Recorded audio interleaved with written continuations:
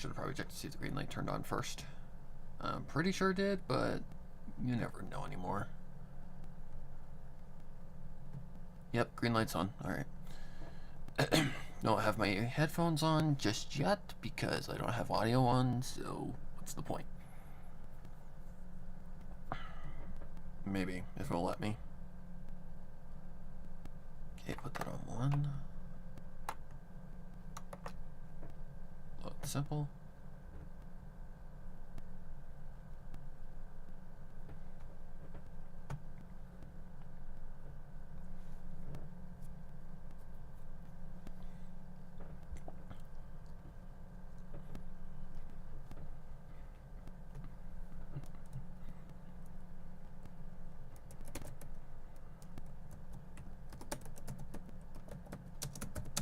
That'd be 8.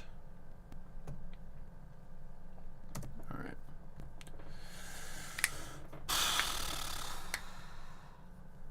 This one's about the same length, if I remember correct. Alright, let's hope that this one's not as much of a drag, because yesterday's was flipping. I thought it was never going to end. Alright. No effects are on. That's good. Alright. So what we're doing is we're going to be doing effects for chapter 8 and cleanup, of course. Oh, I'm on the wrong thing. So this will be interesting. See how the noise gate played. Before departing from Mondstadt completely, Ganyu had one last order of business to meet, opening the door to Angel's share and walking to the front counter. Completely, Ganyu had... There's already one little problem. I swear. Completely. Alright, let's see if we can't get that out.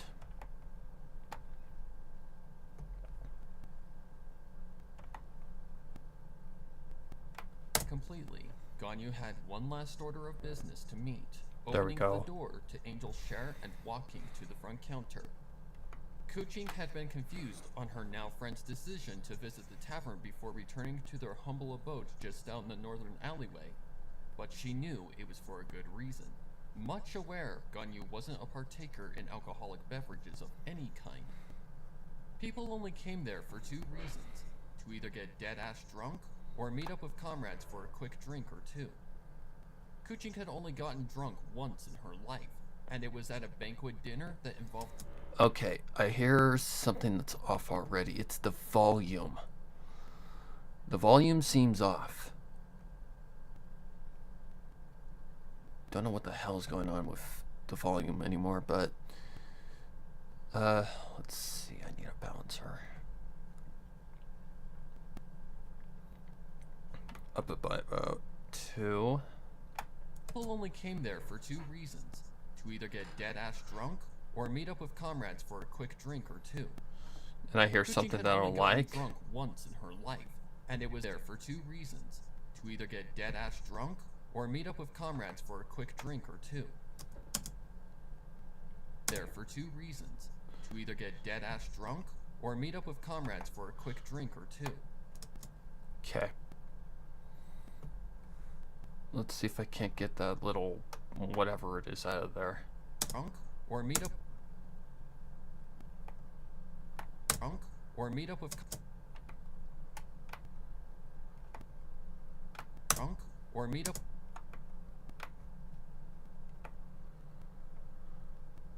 Drunk or meet up with comrades for a quick drink or 2. Get dead-ass drunk or meet up with comrades for a quick drink or 2. Much better. Kuching had only gotten drunk once in her life, and it was at a banquet dinner that involved the Qixing and several other national officials that were interested in making business with Ningguang. She decided to have just 1 glass of the champagne that had been provided. Okay, I hear something else I don't like. There's a lot of echo. I don't like that. Let me put up the EQ a little bit. And if it fucks up the audio a little bit, then I'll take it out. let's see. I just need to work on like the higher areas. It's like right in this area. There are answers to these. Get dead-ass drunk, or meet up with comrades for a quick drink or two. Kuching had only gotten drunk once in her life, and it was at a banquet dinner that involved the Qixing and several other national officials that were interested in making business with Ningguang. She decided to have just one glass of the champagne that had been provided, and after a single get dead-ass drunk, or meet up with comrades for a quick drink or two. Kuching had only gotten drunk once in her life, and it was at a banquet dinner that involved the Qixing and several other national officials that were interested in making business with Ningguang. She decided to have just one glass of the champagne that had been provided, and after a... Okay, so now I need to compare that. Let me, let's see. I don't want to import the audio if I don't have to. So what I'm going to do is I'm actually going to go to my drive. Just make it easy on myself. Because they're all following about the same exact... Oops. They're all following the same exact, like, EQ. Close to it, anyway. And normally, and every time an EQ is going to be different, it's not ever going to be exact. Unless you import it and it's already set as a setup. So, let's see what we can do here. I want to hear the last one I edited just to see if there's a drastic difference. But I have to get some of those highs out of there, otherwise it is just going to sound horrible.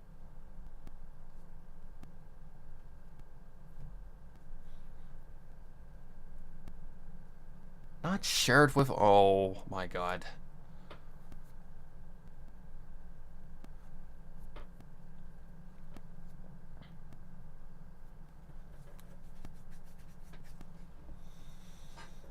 Put that in sleep mode. Alright. I want to hear this one. Just to hear what it sounds like.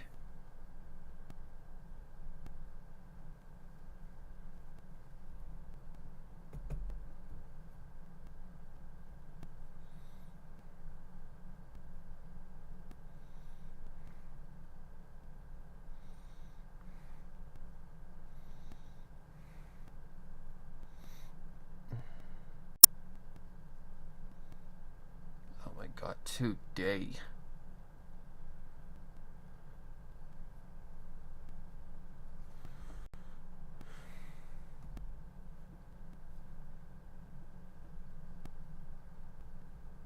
It's just the loading speed.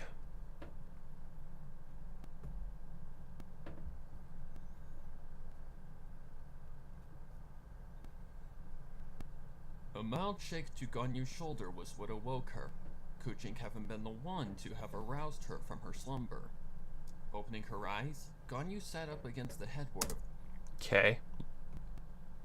Get dead-ass drunk, or meet up with comrades for a quick drink or two. A little too soft. Kuching had only gotten drunk once in her life, and it was at a banquet dinner that involved the Qixing and several other national officials that were interested in making business with Ningguang. She decided to have just one glass of the champagne that had been provided, and after a single intake of the strong drink, she was already unable to walk a straight line. That's fine. To say the least, That's she fine. had received a nasty hangover and was embarrassed beyond belief upon being told about her behavior in her drunken state, and had swore to never go outside her comfort zone again. Okay. Kuching's safe level of alcohol tolerance was something along the lines of a smooth red or white. Okay, let's pull this back a little bit. Oops, not that close. About right there. Her comfort zone again. Kuching's safe level of alcohol tolerance was something along the lines of a smooth red or white wine, one glass usually being enough to satisfy her. She could never down what her once boss drank in her off time from her duties as the Beyond one. Excuse me. Which was usually the very drink that had done her in. Rum was also a delicacy of Ningguang's. usually provided by Beto on her visits to the Jade Chamber. That was one drink she couldn't stand the taste of, and was thankful that Angel Share was absent of its lingering odor as Ganyu addressed the bartender with something she would have never expected to come out of her friend's mouth.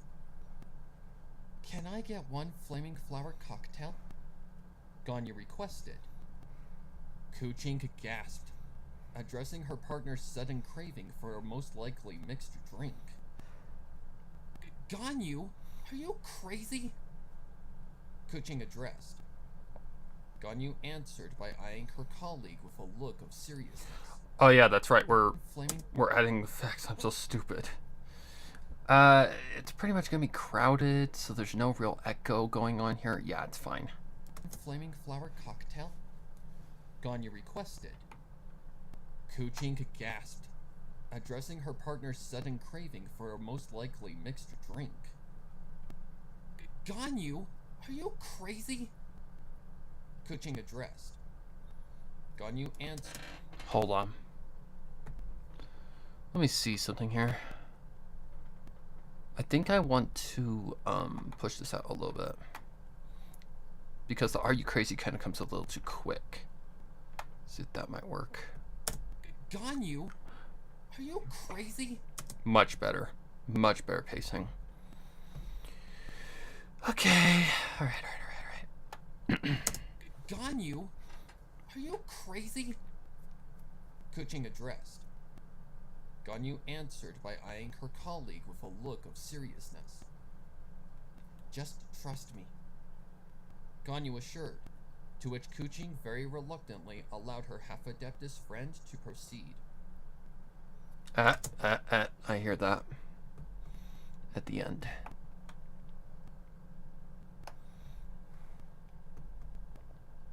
Not happening, buddy. See if that might work. Her half-adeptus friend to proceed. Much better. "Ah, so you're the one Master D. Luke was talking about." The bartender obliged. "I'm afraid he's not here at the moment. He's currently residing at his winery out towards the boundaries of Liyue." "Do you know how I can get there?" Ganyu asked. Little too much of a gap. So let's drop this back a little bit. See if that might work. "Out towards the boundaries of Liyue." "Do you know how I can get there?" Ganyu asked. Kuching interrupted almost instantly, having caught on to what Ganyu was up to. "No need for that, Ganyu. I've been to Dawn Winery before on small business matters, so I can lead us there." "Alright then." Ganyu accepted with a smile, turning to the bartender. "Sorry for the trouble." That's good. The bartender shook his head. "No trouble at all. You two stay safe on the open road, alright?" "We will." Ganyu finished. Way too quick. Way too quick. Push that out just a little more. Let's see if that might work. Road, alright? "We will." Ganyu finished, moving back to the exit along with Kuching. Okay. Upon leaving the establishment, Ganyu led Kuching back to their mini home to collect their spare clothes and weapons. Opening the door, Ganyu moved to collect her bow and stuff her extra attire into the bag that Jean had provided them for the road ahead. However, she was stopped by Kuching, standing with her arms folded. "Mind telling me what's going on here?" Kuching said assertively. Ganyu knew she had the green light to speak of her secret involvement with the Luke from the letter, so she just gave Kuching the honest truth. "Well, to put it straight, Jesus I basically Christ. have been working in secrecy with Master D. Luke." Ganyu confessed. Alright, let's see something here. Not quite happy with the narration. It's a little too echoey. So she just gave Kuching the honest truth. "Well, to put it straight, I basically have been working in secrecy with Master D. Luke." Ganyu confessed. "He despises the Knights of Favonius for personal reasons to do with his past. So, I've had to keep everything he has provided me from Jean and her knights. He's held his part of the deal and has given me information on who we might be dealing with, along with just how dangerous they may be. So much spacing. Why me? Alright. Me from Jean and her knights. He's held his part of the deal and has given me information on who we might be dealing with, along with just how dangerous they may be. Oh, gosh. Kuching's expression changed to an understanding one, having been in the business of secret operations as the Yuhong. I see. In that case, I'd like to know exactly everything as the Yuhong. I see.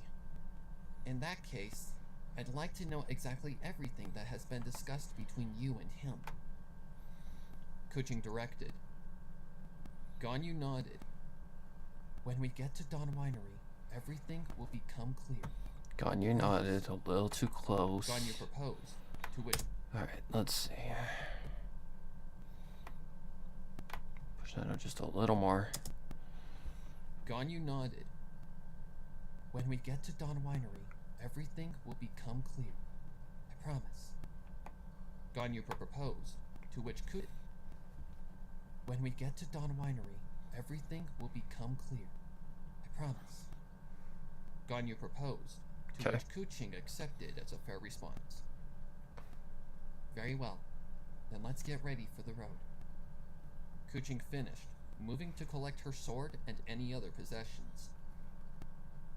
Once the two had gathered and double-checked the room for anything they may have missed, they exited the abode and Okay.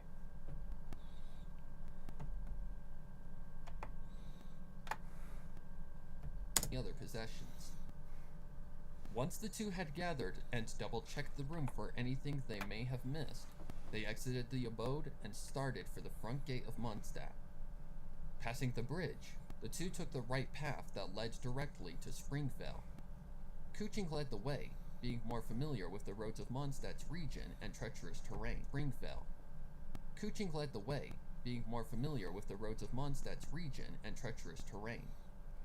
They passed through fields and a wide gorge that had been a hotspot for both hilly trolls and treasure hoarders, having encountered some of said enemies along their travel. They quickly sorted out the attacks with a few of Ganyu's arrows and a couple of electro-infused slashes of Kuching's sword, managing to escape without one scratch and zero signs of any struggle. Ganyu and Kuching were all too familiar with the hilly trolls and treasure hoarders by now, so it was no surprise that they could subdue them with little It's no surprise I won't be here tomorrow. Sorry. signs of any struggle. Ganyu and Kuching were all too familiar with the hilly trolls and treasure hoarders by now, so it was no surprise that they could subdue them with little effort or trouble without breaking a sweat. After finishing off their enemies, they continued deeper into the dark canyon, eventually having met the sign that clarified their arrival at Springvale. However, they didn't stop and had continued further along the path where they eventually came to another sign and mansion. The fields consisted of several rows of grapevines, and if that weren't enough of an indication that they had arrived at Dawn Winery, the sign labeled with said title should have confirmed it well enough. Walking to the entrance of the tall and fancy building, Kuching pushed one of the two doors. Walking to the entrance of the tall and fancy should have confirmed it well enough. Walking to the Okay, I gotta take that out.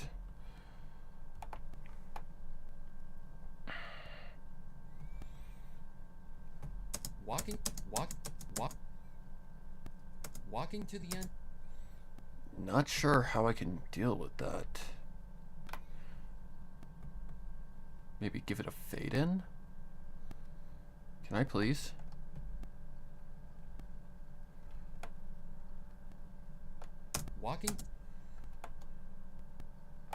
Walking to the entrance of the Let's see if that might work. Walking to the entrance of the tall That and works. fancy building, Kuching pushed one of the two doors open, allowing Ganyu clearance by holding it in place. Okay, that's a little too far out. After you, Kuching said kindly. Ganyu accepted the offer and walked through the doorway, luxurious abode that carried the faint clearance by holding it in place. After you. Too close. Kuching said kindly. Too close. The clearance by holding it in place. After you. Kuching said kindly. Okay, that's fine. Ganyu accepted the offer and walked through the doorway into the luxurious abode. But that isn't good. Way too long of a pause. See if that might work. Said kindly. Ganyu accepted the offer and walked through the doorway into the luxurious abode that carried the faint scent of pinewood. That's good. Having never been to Dawn Winery, Ganyu was amazed and slightly confused at the infrastructure of the building. It seemed less like a winery and more like a home to someone of great wealth, given the interior design being composed of things that were not of the cheaper price range. The floor was made of marble tiles. There were several decorative pieces that could easily fetch a heavy price at an auction, and the entirety of the mansion didn't give any vibes that it belonged to someone of the lower bar of society. Less to say, it was quite a fascinating sight to Ganyu, usually more acquainted with nature and a work office.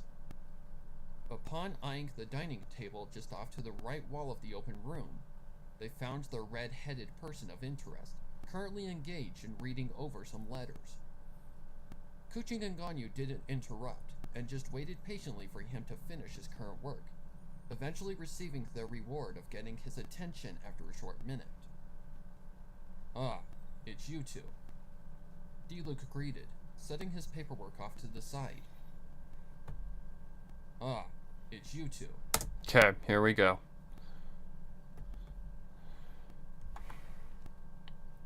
So, we're in like a very... it'd be a mild echo. It wouldn't be a heavy one. Just a mild one. Alright, make unique as a sample. Oh, fuck. I just realized.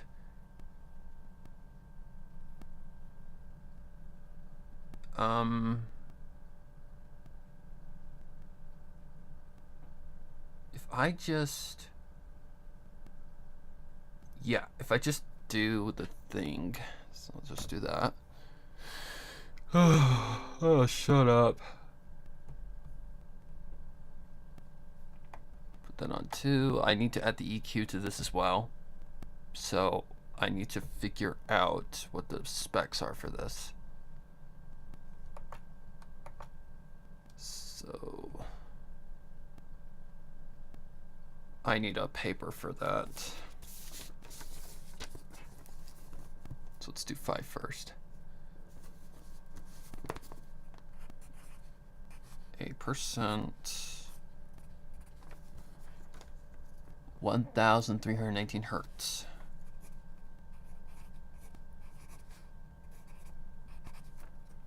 And 6.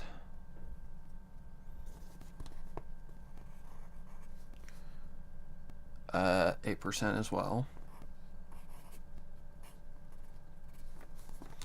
At 2,974 hertz.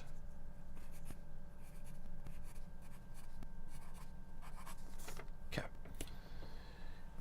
All right. Now we can go to 2.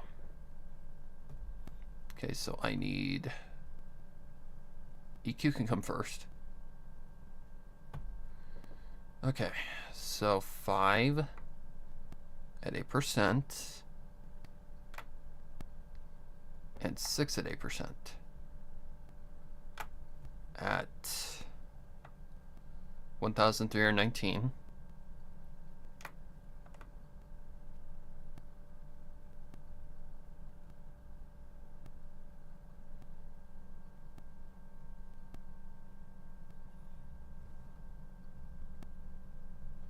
Right there. And this one at 2,974.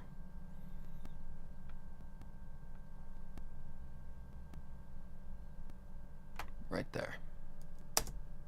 Ah, it's you two. Alright. So now that has that in place.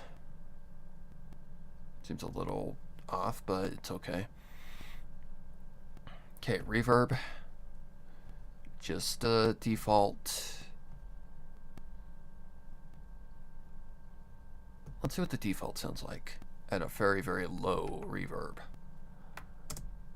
Ah, it's you two. Excuse me, what? Oh, oops, I put the one on the wrong track. My bad. Ah, it's you. Nope, too much. Okay, that's the wrong one. Ah, it's you two. Okay, that's too much of a strong setting. So we're gonna go with small studio. Ah, it's you two. D-Luke greeted, setting his paperwork off to the side. Much better. Okay. Just bring this out a little bit. Ah, it's you two. D-Luke greeted, setting his paperwork off to the side. Please, have a seat. Oh, don't let us stop you from finishing any of your work, Sir D-Luke. Ganyu assured. Okay. No.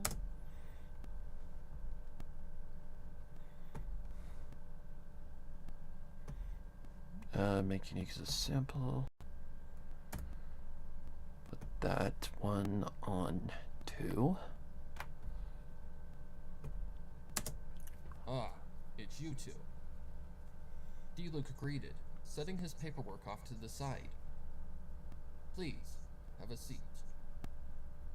Oh, don't let us stop you from finishing any of your work, Sir D-Luke. Ganyu assured. No, it's fine. D-Luke replied. This is nothing necessarily important, so I can sort it out later. Ganyu nodded in agreement, then moved to the elongated table with Kuchi. Okay, hang on. No, it's fine. D-Luke replied. This is nothing necessarily important, so I can sort it out later. Ganyu nodded in agreement, then moved to the We're just gonna take that D-Lucas shirt or whatever the hell it was and remove it. Because we're only in the company of 3 here, so it should be pretty easy to tell who's talking. 2 girls, 1 guy. Yeah, deeper voice is clearly gonna be the easier one to figure out. Yep, that's right. Hopefully this one isn't too dialogue heavy. Alright, so I need to get rid of the D-Luke assured. Right there.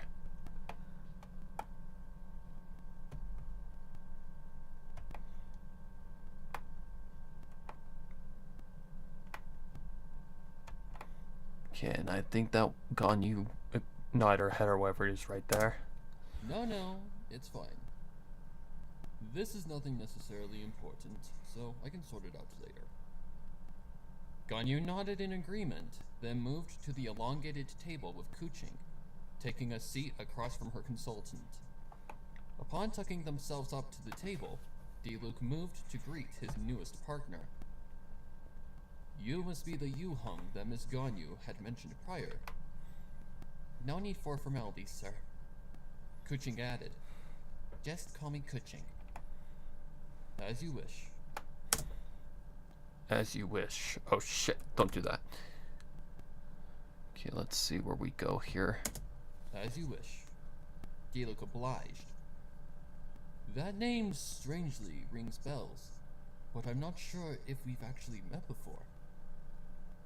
Oh, I've had to resolve some inconsistencies with paperwork related to Dawn Winery in the past. So, you've probably heard my name through paperwork or your fellow employees. Kuching inquired. That would make sense. But regardless, it's a pleasure to meet you in person at last. D-Luke stated. The pleasure is all mine. Kuching confirmed. D-Luke nodded in agreement, moving on to the matter at... Okay, we're just gonna turn that entire thing into a conversation.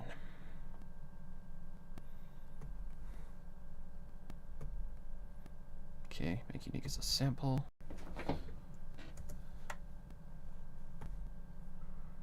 Put that on 2.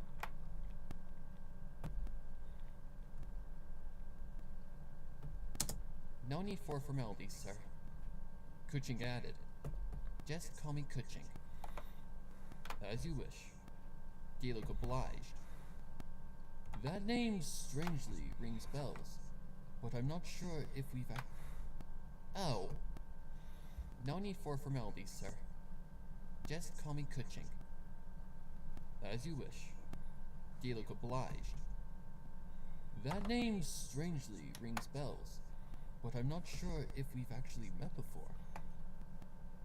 Oh, I've had to resolve some inconsistencies in the past. As you wish. That name strangely rings bells, but I'm not sure if we've actually met before. Oh, I've had to resolve some inconsistencies with paperwork related to Dawn Winery in the past. So, you've probably heard my name through paperwork or your fellow employees. Kuching inquired. That would make sense. But regardless, it's a pleasure to meet you in person at last. Diluc stated. It's all mine. Paperwork or your fellow employees. That would make sense. But regardless, it's a paperwork or your fellow employees. That would make sense. But regardless, it's a pleasure to meet you in person at last. Diluc stated. The pleasure is all mine. Kuching confirmed.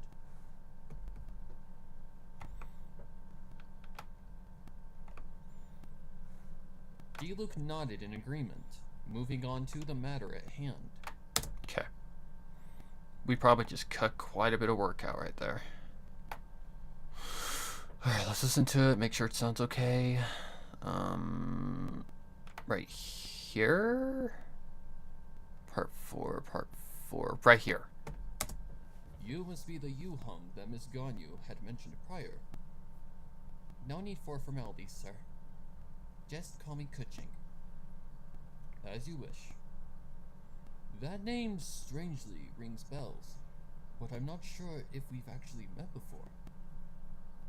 Oh, I've had to resolve some inconsistencies with paperwork related to Dawn Winery. Let me just pull this back a little bit. Met before. Oh, I've had to resolve some inconsistencies with paperwork related to Dawn Winery in the past. So, you've probably heard my name through paperwork or your fellow employees. That would make sense. But regardless, it's a pleasure to meet you in person at last. The pleasure is all mine. Diluc nodded in agreement, moving on to the matter at hand. Okay. Alright. Now, on to the reason. Oh, shit. Moving on to the matter at hand. Alright. Now, on to the reason you're here. To make things simple, I met and struck a deal with your fellow co-worker here regarding the unexpected demise of your home. In doing so, I sent out requests to people who could in any way provide information about the Fatui's activities. And to put it straight, it's not looking good. Okay. Having gained Kuching's attention, Diluc proceeded with explaining what he'd provided Ganyu in her letter. There we go. The news had given... Alright. This. Make unique as a sample. Sure. And... sure. Moving on to the matter at hand. Alright. Now, on to the reason you're here. To make things simple, I met and struck a deal with your fellow co-worker here regarding the unexpected demise of your home. In doing so, I sent out requests to people who could in any way provide information about the Fatui's activities. And to put it straight, it's not looking good. Having gained Kuching's attention, Diluc proceeded with explaining what he'd provided Ganyu in her letter. The news had given Kuching a feeling of fear, seeing in reality, these Fatui agents could be literally anyone. After being provided everything he'd told Ganyu prior, she moved to giving Diluc insight on what had been discussed with Jean and the Knights. Alright, seeing you've been open with me, I'll respect your wishes of keeping this confidential to only us three. To put the meeting into a short but clear enough summary, Ganyu came up with a plan to potentially get information on who made the call to exterminate Liyue Harbor. The first order of business is to figure out if the Cryo Archon is the mastermind of this madness, or if somebody else is pulling the strings. Otherwise, we could risk starting a pointless war with Shneznaya. Diluc nodded in complete agreement.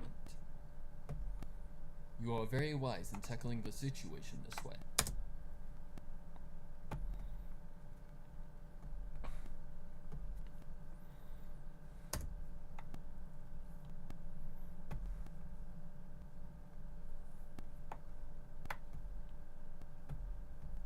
Moving on to the matter at hand. Oh shit. Alright. Now, on to the reason you're here. Jean and the Knights. Alright. Seeing you've been open with me, I'll respect your wishes discussed with Jean and the Knights. Alright. Seeing you've been open with me, I'll respect your wishes of keeping this confidential to only us three. To put the meeting into a short but clear enough summary, Ganyu came up with a plan to potentially get information on who made the call to exterminate Liyue Harbor. The first order of business is to figure out if the Cryo Archon is the mastermind of this madness, or if somebody else is pulling the strings. Otherwise, we could risk starting a pointless war with Shneznaya. Diluc nodded in complete agreement. You are very wise in tackling the situation this way, seeing there is the chance that the Tsaritsa isn't calling the shots. Diluc confirmed. But war is the last thing Tevat needs right now, so finding the source is a great alternative to avoid potentially walking into a trap. Kuching nodded. Precisely, which is why we plan to lead someone who may be Okay, hang on. Unique as a sample, boom.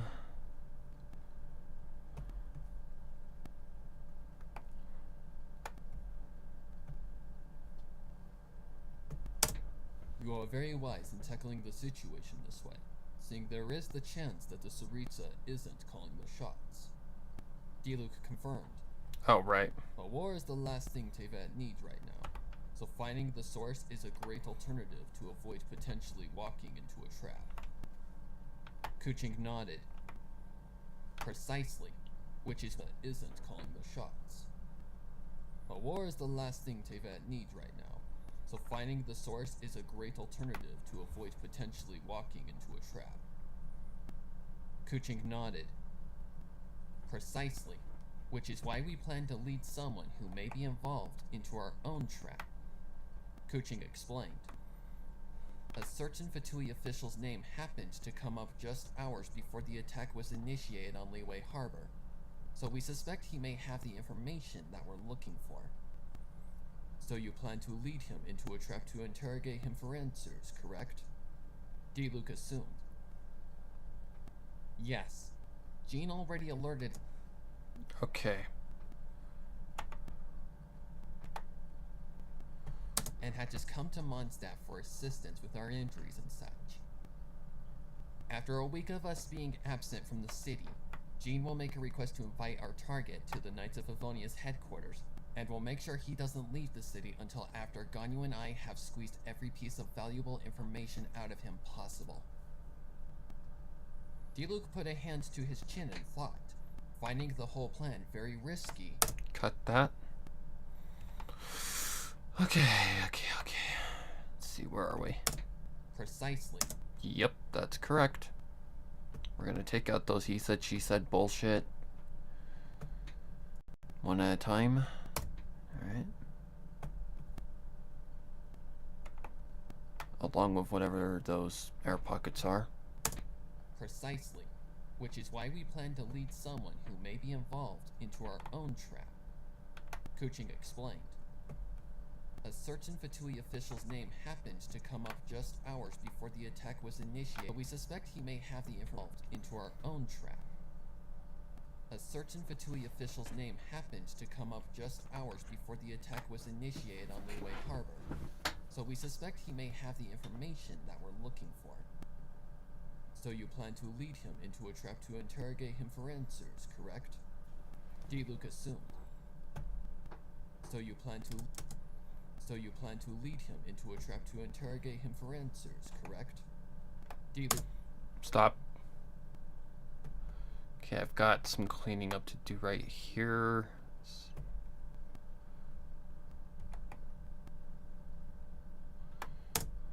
So you plan to lead him into a trap to interrogate him for answers, correct? So you plan to lead him. That's fine. Okay, there was something at the end of correct, I think. That wasn't right. Soon. Oh, I'm going to get this out anyways.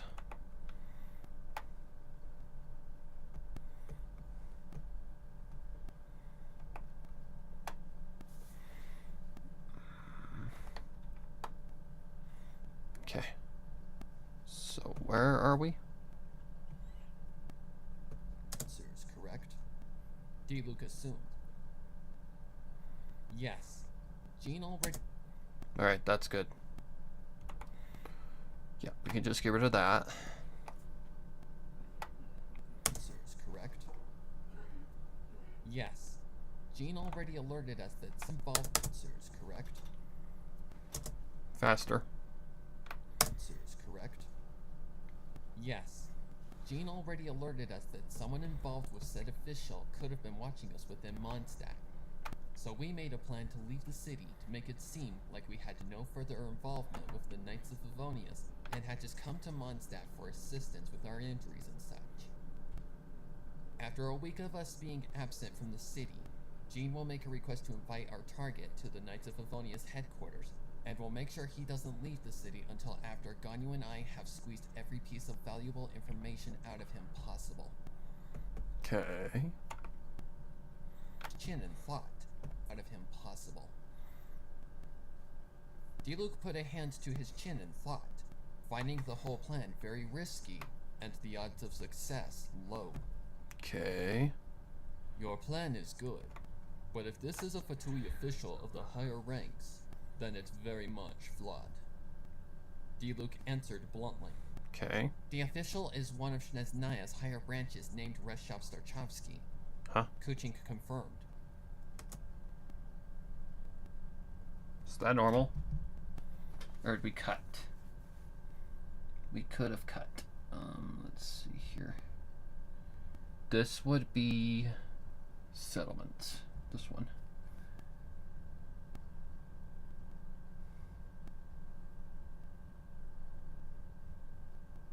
After you.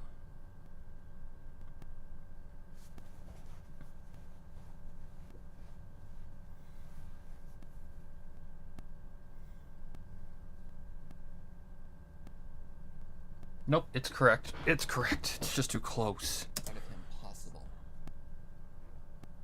D-Luke put a hand to his chin and thought, finding the whole plan very risky and the odds of success low. Okay. Your plan is good, but if this is a Fatui official, D-Luke answered bluntly. Okay. The official is one of Shneznaya's higher branches named Reshov Starchovsky. Kuchink confirmed. I don't suppose you may know who he is? I don't, but that may be due to his name being an alternative pen name for identity protection. D-Luke theorized. Kuchink shook her head. Right there. Boom. Okay. So cut this. We're making Geezy work. Sort of. What's the hell of that one guy again? Yeah, we're just trying to make it conversational rather than have he said, she said all over the place. Because I think it's better to do it that way and easier for me. Alright, let's see, where are we at? D-Luke answered. Right there. Okay, so we have to add the effect first, then do the cuts. Because otherwise it won't. It'll just not do it on the full part. Alright, let's see what happens here. Then it's very much flawed. The official is one of Shneznaya's higher branches named Reshov Starchovsky. Very much flawed. The official is one of Shneznaya's higher branches named Reshov Starchovsky. Kuching confirmed. I don't suppose you may know.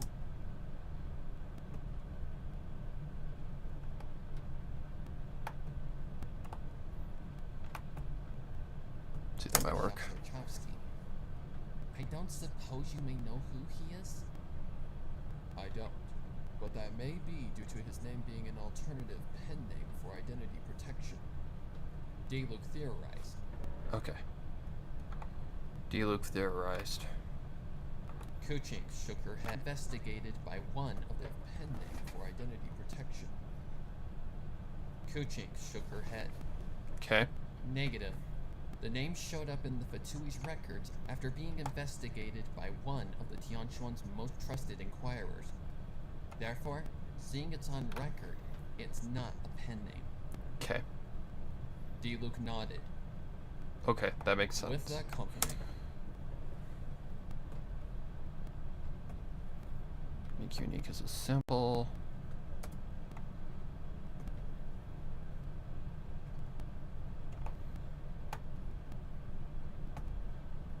Pen name for identity protection. Kuching shook her head. Negative.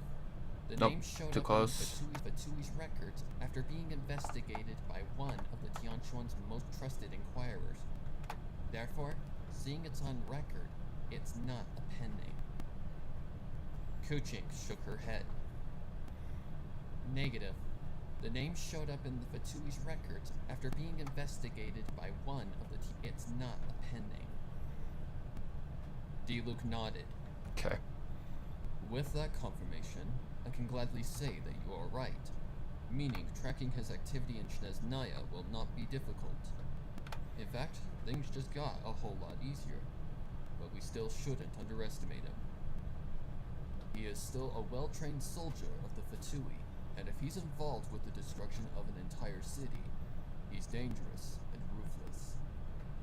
To accomplish the destruction of an entire capital is not an easy feat and requires the ability to escape the radar without any sort of detection. You are very fortunate that you even managed to track him and get a name, seeing this man is not only a master of remaining low profile, but also a master of agility and stealth. Okay. Kuching shook her head again. Okay, there we go. That's the thing. He would... Alright, go back here. Unique as a sample. Boom. And 2. What do you mean? Are you talking about the stream idiot? I'm talking about the editing. With that confirmation, I can gladly say that you are right, meaning tracking his activity in Shneznaya will not be difficult. In fact, things just got a whole lot easier, but we still shouldn't underestimate him. He is still a well-trained soldier of the Fatui, and if he's involved with the destruction of an entire city, he's dangerous and ruthless. To accomplish the destruction of an entire capital is not an easy feat and requires the ability of a master of agility and stealth. Okay, that used to come at it a little bit more A quicker. master of agility and stealth. Kuching shook her head again. That's the thing. He was easy to track due to him sticking out like a sore thumb. Okay. Push that out a little bit. Let's see if that might work. Head again. That's the thing. He was easy to track due to him sticking out like a sore thumb. It's like he wasn't even trying to remain low profile at all. Dayluk nodded, knowing the immediate reason why Reshov had chosen to expose himself. I see.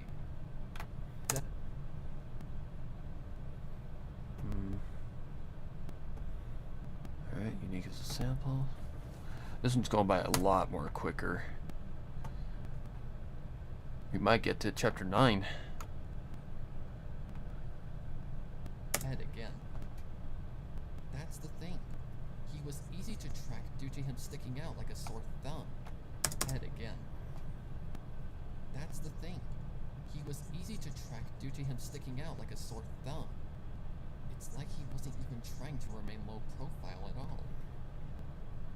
D-Luke nodded, knowing the immediate reason why Reshov had chosen to expose himself. I see.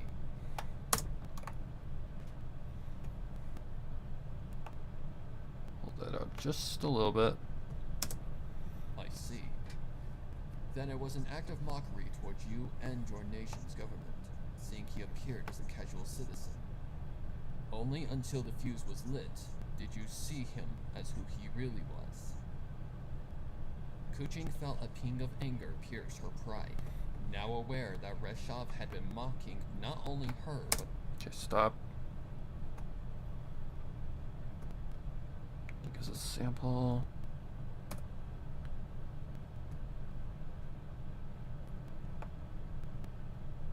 There we go. I see, you just wanted to know so I wouldn't dig my own grave accidentally. Dude, you don't have to worry about me getting angry over something stupid. Unless it seriously offends me, you have nothing to worry about. I'm not someone who gets angry easily. Like, really angry easily. Chosen to expose himself. I see.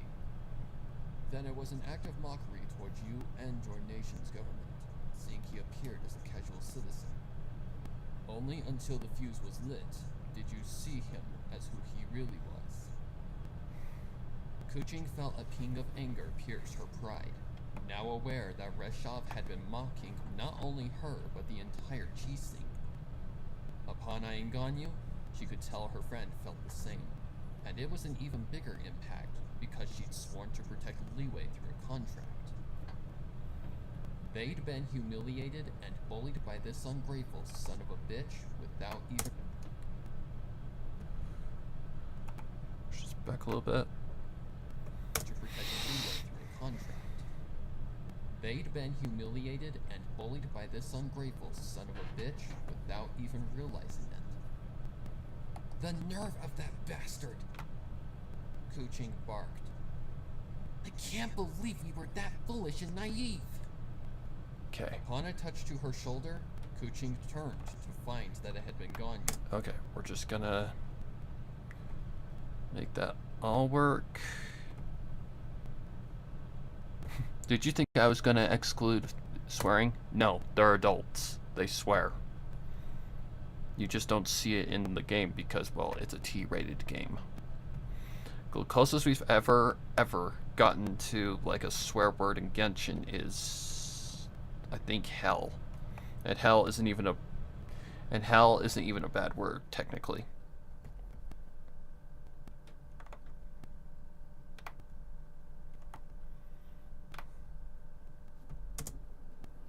The nerve of that bastard! I can't believe we were that foolish and naive! The nerve of that bastard! I can't believe we were that foolish and naive! Upon a touch to her shoulder, foolish and naive! Upon a touch to her shoulder, Kuching turned to find that it had been Ganyu, attempting to settle the growing fire of rage and pride within her soul. Save it. Getting angry about it now won't solve anything. Ganyu stated, to which Kuching calmed and nodded at. Okay. It presents an action, so that makes sense. Save it, where are you?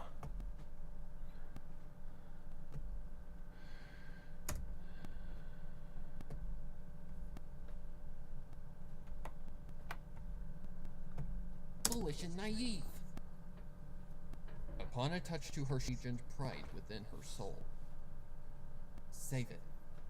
Getting angry about it now won't solve anything. Ganyu stated, to which Kuching calmed and nodded at. I'm sorry, angry about it now won't solve anything. Ganyu stated, to which Kuching calmed and nodded at. I'm sorry. Kuching apologized. I don't know what came over me. Dialog dismissed her apology with a wave of his hand. Okay. So this whole thing. I'm sorry, where are you? Right there? I'm sorry.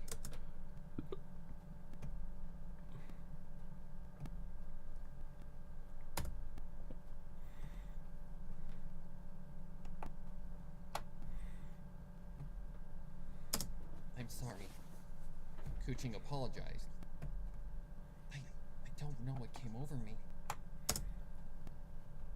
mean, she has every right to be fucking angry. Because this guy literally just humiliated her. I'm sorry.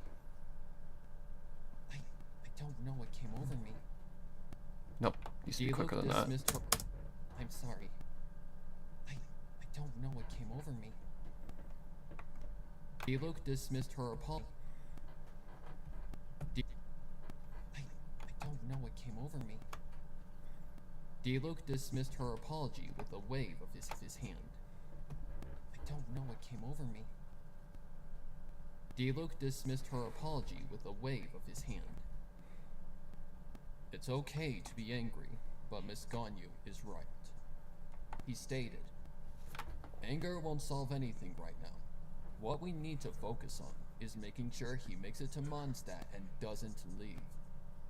So, here's what I'm going to do. I've already sent requests out for information, so I have eyes watching Snezhnaya as we speak. Therefore, I'll forward another message to my partners to specifically watch for Reshov, and see if he brings some uninvited guests. In an estimated time of 1 week, if your plan works, Reshov should be here. However, before that time comes, I want us to meet again to prepare for his arrival, seeing I don't see the Knights handling a well-trained government official well. This is the first step to getting this whole situation to benefit our progress in delivering retribution to these savages, so we can't afford to make any mistakes. Kuching and Ganyu nodded, followed by one last statement from Ganyu.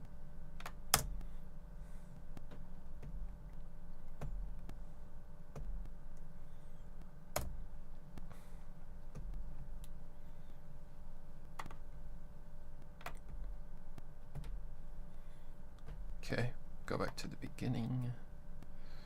Need to figure out where it says something. It's okay to be angry, but Miss Ganyu is right. He stated, anger won't solve anything right now. What we need to focus on is making sure he makes it to Mondstadt and... So, to be angry, but Miss Ganyu is right. Anger won't solve anything right now. What we need to focus on is making sure Ganyu is right. Anger won't solve anything right now.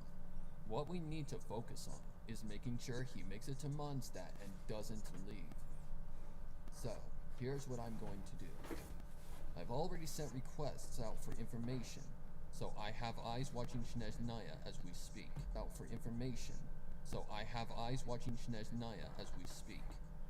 Therefore, I'll forward another message to my partners to specifically watch for Reshov, and see if he brings some uninvited guests. In an estimated time of 1 week, if your plan works, Reshov should be here. However, before that time comes, I want us to meet again to prepare for his arrival, seeing I don't see the Knights handling a well-trained government official well. This is the first step to getting this whole situation to benefit our progress in delivering retribution to these savages, so we can't afford to make any mistakes.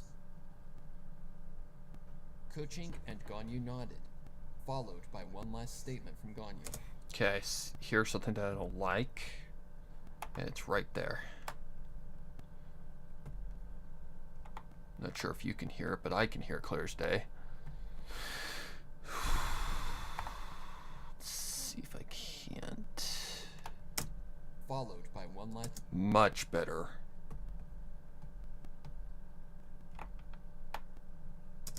Followed by one last statement from Ganyu.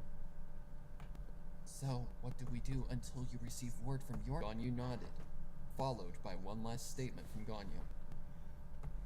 So, what do we do until you receive word from your inquirers? Simple. We wait. Diluc confirmed. Seeing you have no other place to go, you two are more than welcome to take hospitality here. Ganyu shook her head.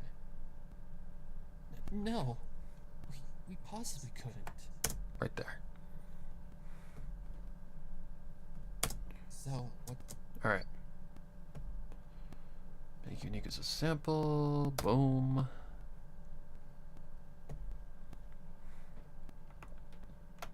Oops. Oops, not that.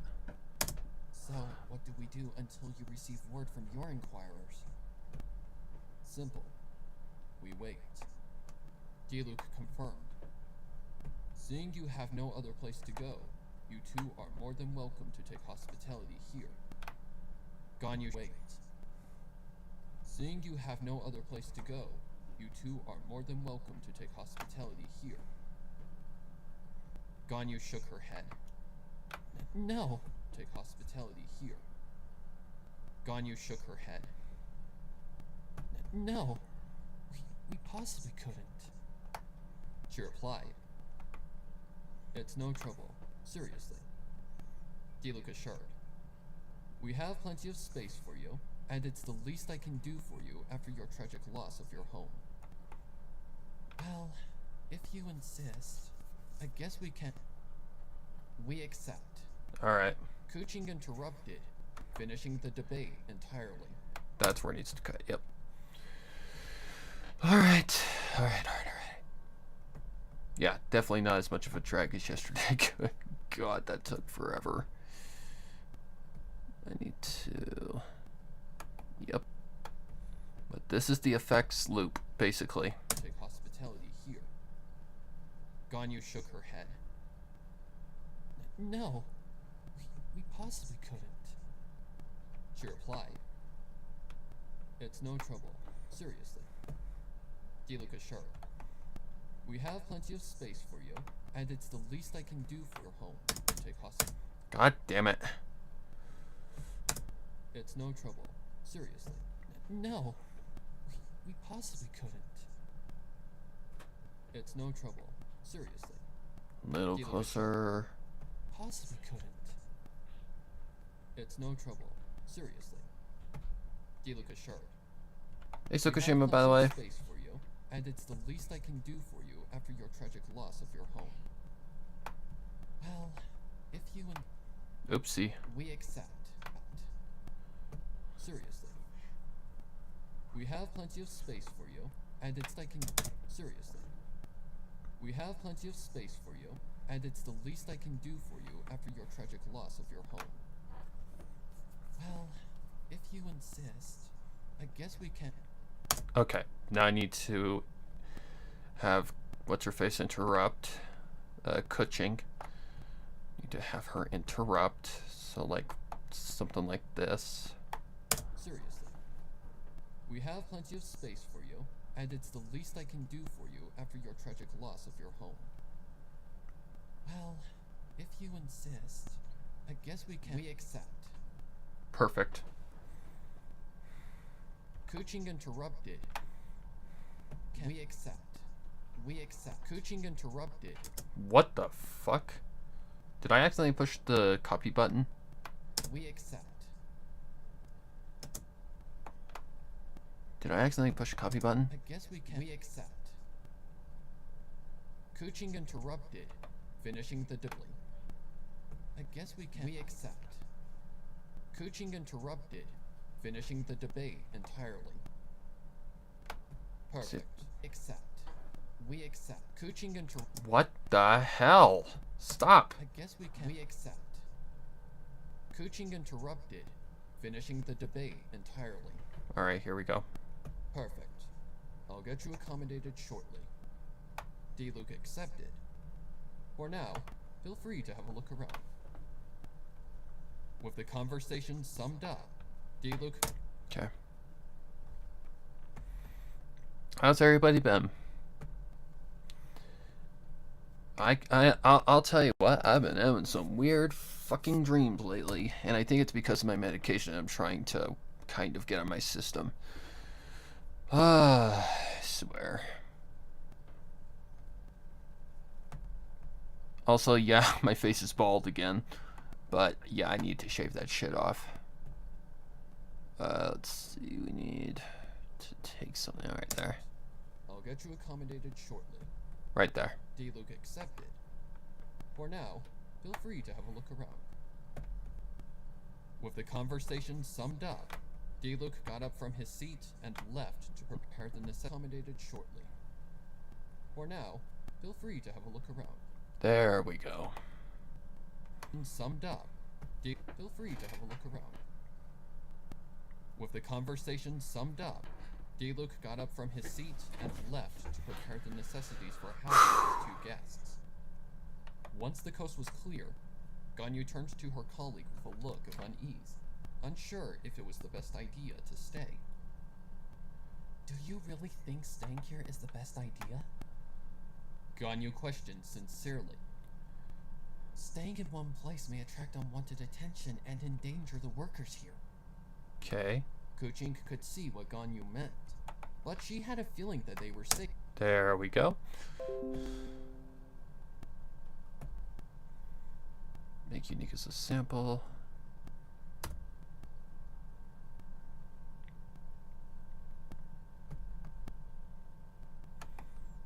Only 2 tracks. Still nonetheless kind of annoying. We're just trying to cut down the he said, she said kind of stuff. Just to make things go quicker. Think staying here is the best idea? Staying in one place may attract unwanted attention and endanger the workers here. Kuching could see what Ganyu meant, but she had a feeling that they were safe to stay Endanger the workers here. Kuching could see what Ganyu meant, but she had a feeling that they were safe to stay idle for the time being. From what D-Luke said, it seems to me that the Fatui that attacked Liyue Harbor are not interested in any sort of motion to attack again at the moment. Kuching explained. Apparently, the ship that had stowed away our foes is still residing in Shneznaya's docks, and while it may seem frightening and wrong to stay put, I seriously think following Sir D-Luke's direction is the best thing we can do for now. Ganyu trusted Kuching's insight enough, having been given enough. Okay.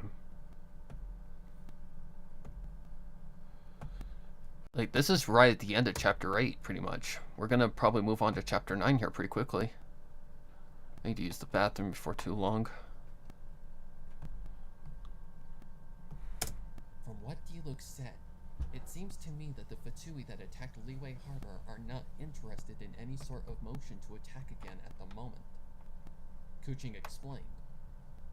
Apparently, the ship that had stowed away our foes is still residing in Shneznaya's docks, and while it may slip, I seriously think following Sir D-Luke's direction is the best thing we can do for now to attack again at the moment.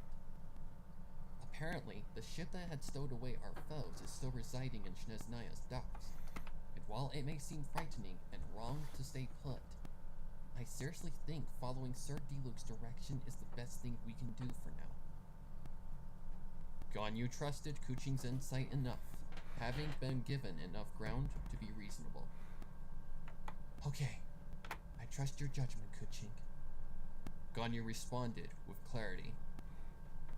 Kuching responded with a smile that carried a light blush beneath her facial tone. Okay. So, we have a week to kill. Yeah, that'll work. I can take that out. Alright, make unique as a sample. Do the same repeating pattern that is boring as hell. Be reasonable. Okay, I trust your judgment, Kuching. Let's see if that works. Enough ground to be reasonable. Okay, I trust your judgment, Kuching. Kuching responded with a smile that carried a light blush beneath her facial tone. Kuching responded with a smile that carried a light blush beneath. Trust your judgment, Kuching. Kuching responded with a smile that carried a light blush beneath her facial tone. So, we have a week to kill. Kuching started in a lazy tone, as if she just received the most relieving news of her life. What do you want to do in that time? Ganyu put a hand to her chin and thought, recalling... Okay. Gotta convert it first. Make unique as a simple. Boom. Do this. Okay, now I can cut. So we have a week to kill right here.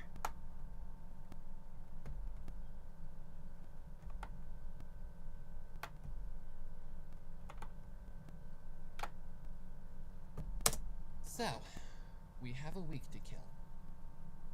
What do you want to do in that time? Recalling one Do in that time? Ganyu put a hand to her chin and thought, recalling one crucial factor in this whole endeavor outside of the destruction of Liyue Harbor. The absence of the Adepti and Rex Lapis in the entire disaster. I want to find out what happened to the Adepti and Morax. Ganyu answered. Therefore, Alright. I know this is the last line, so I can just do this. 25. 25. Alright. I want to know blah blah blah. Just cut this out. Wow, it's actually a shorter chapter than I thought it would be. and Morax.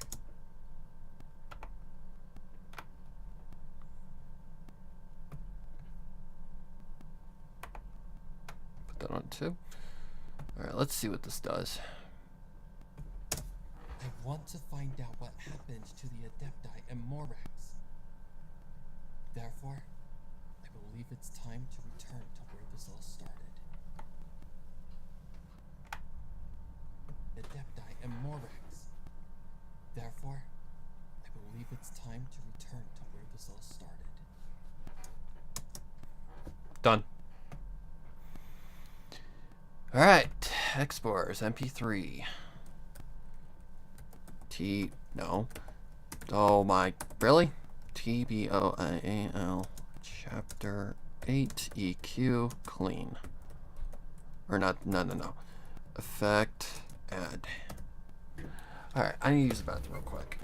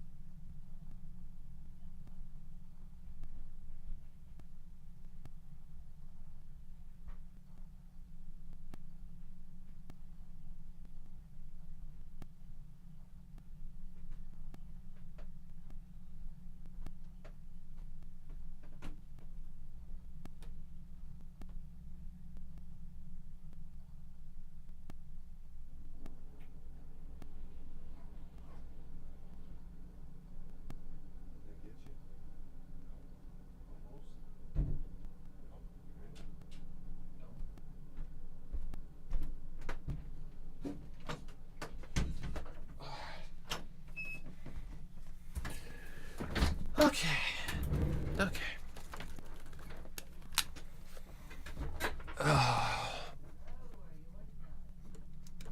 I'm having them scare your side sound. It's probably due to stress.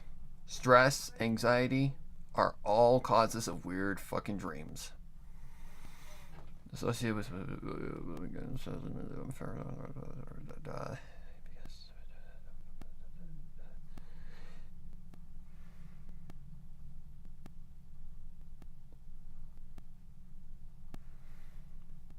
like I said, dude, that's not worth sticking around, and it's only going to cause problems rather than solve any. It's going to cause you issues. in the long run.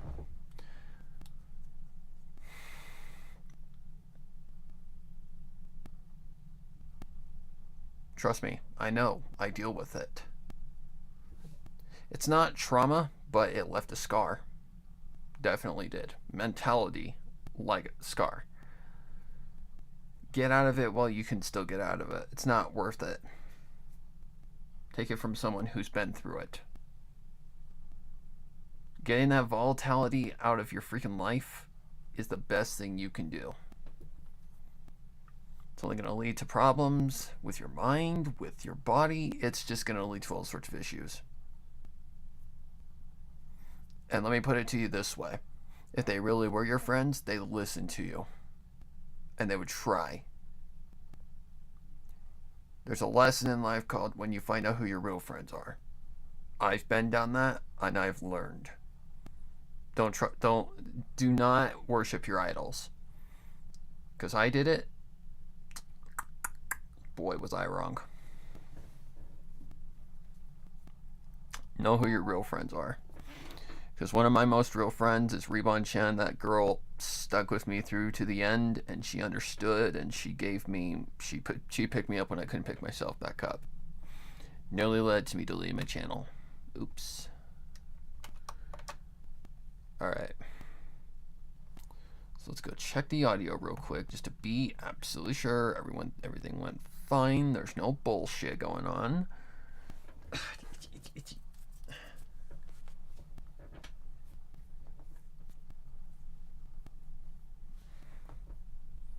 Even my work has caused me issues, but it's not because of my work, it's because of me.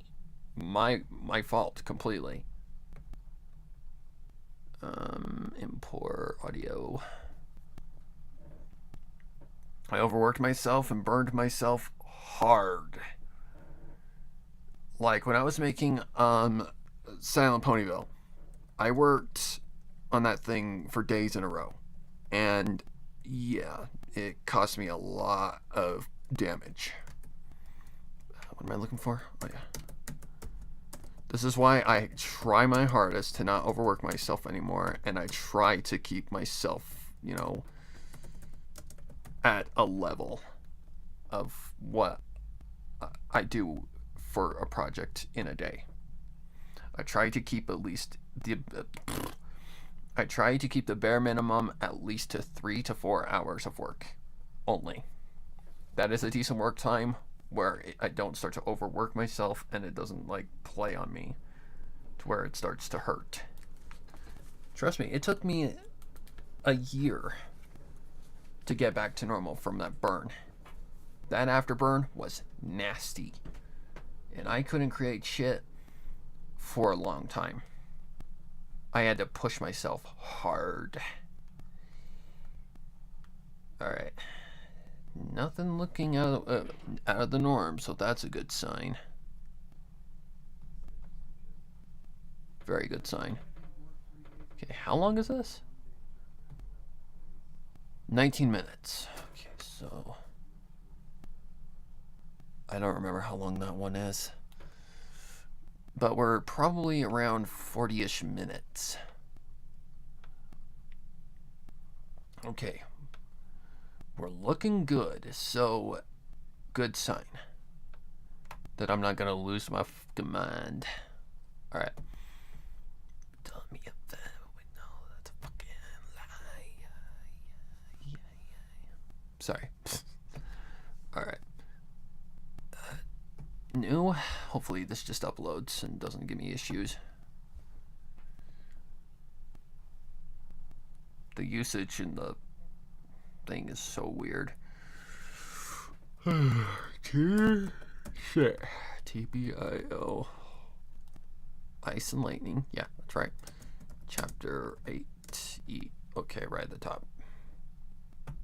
Let's see if this just uploads. I can normally tell if it's going to or not. Looks like it's gonna, because it's doing it pretty quickly. Yee! The next chapter is longer.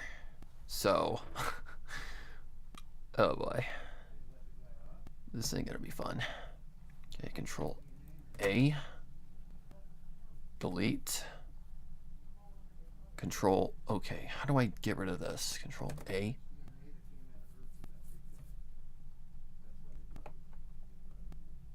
Okay. I should probably restart the program. Well, let me import it first. Let me just import it first. Because I may have to do what I did to this with the EQ. It was all recorded in the same day, so I should be OIAL Chapter 9. Chapter 9 is longer, though. I do know that for a fact.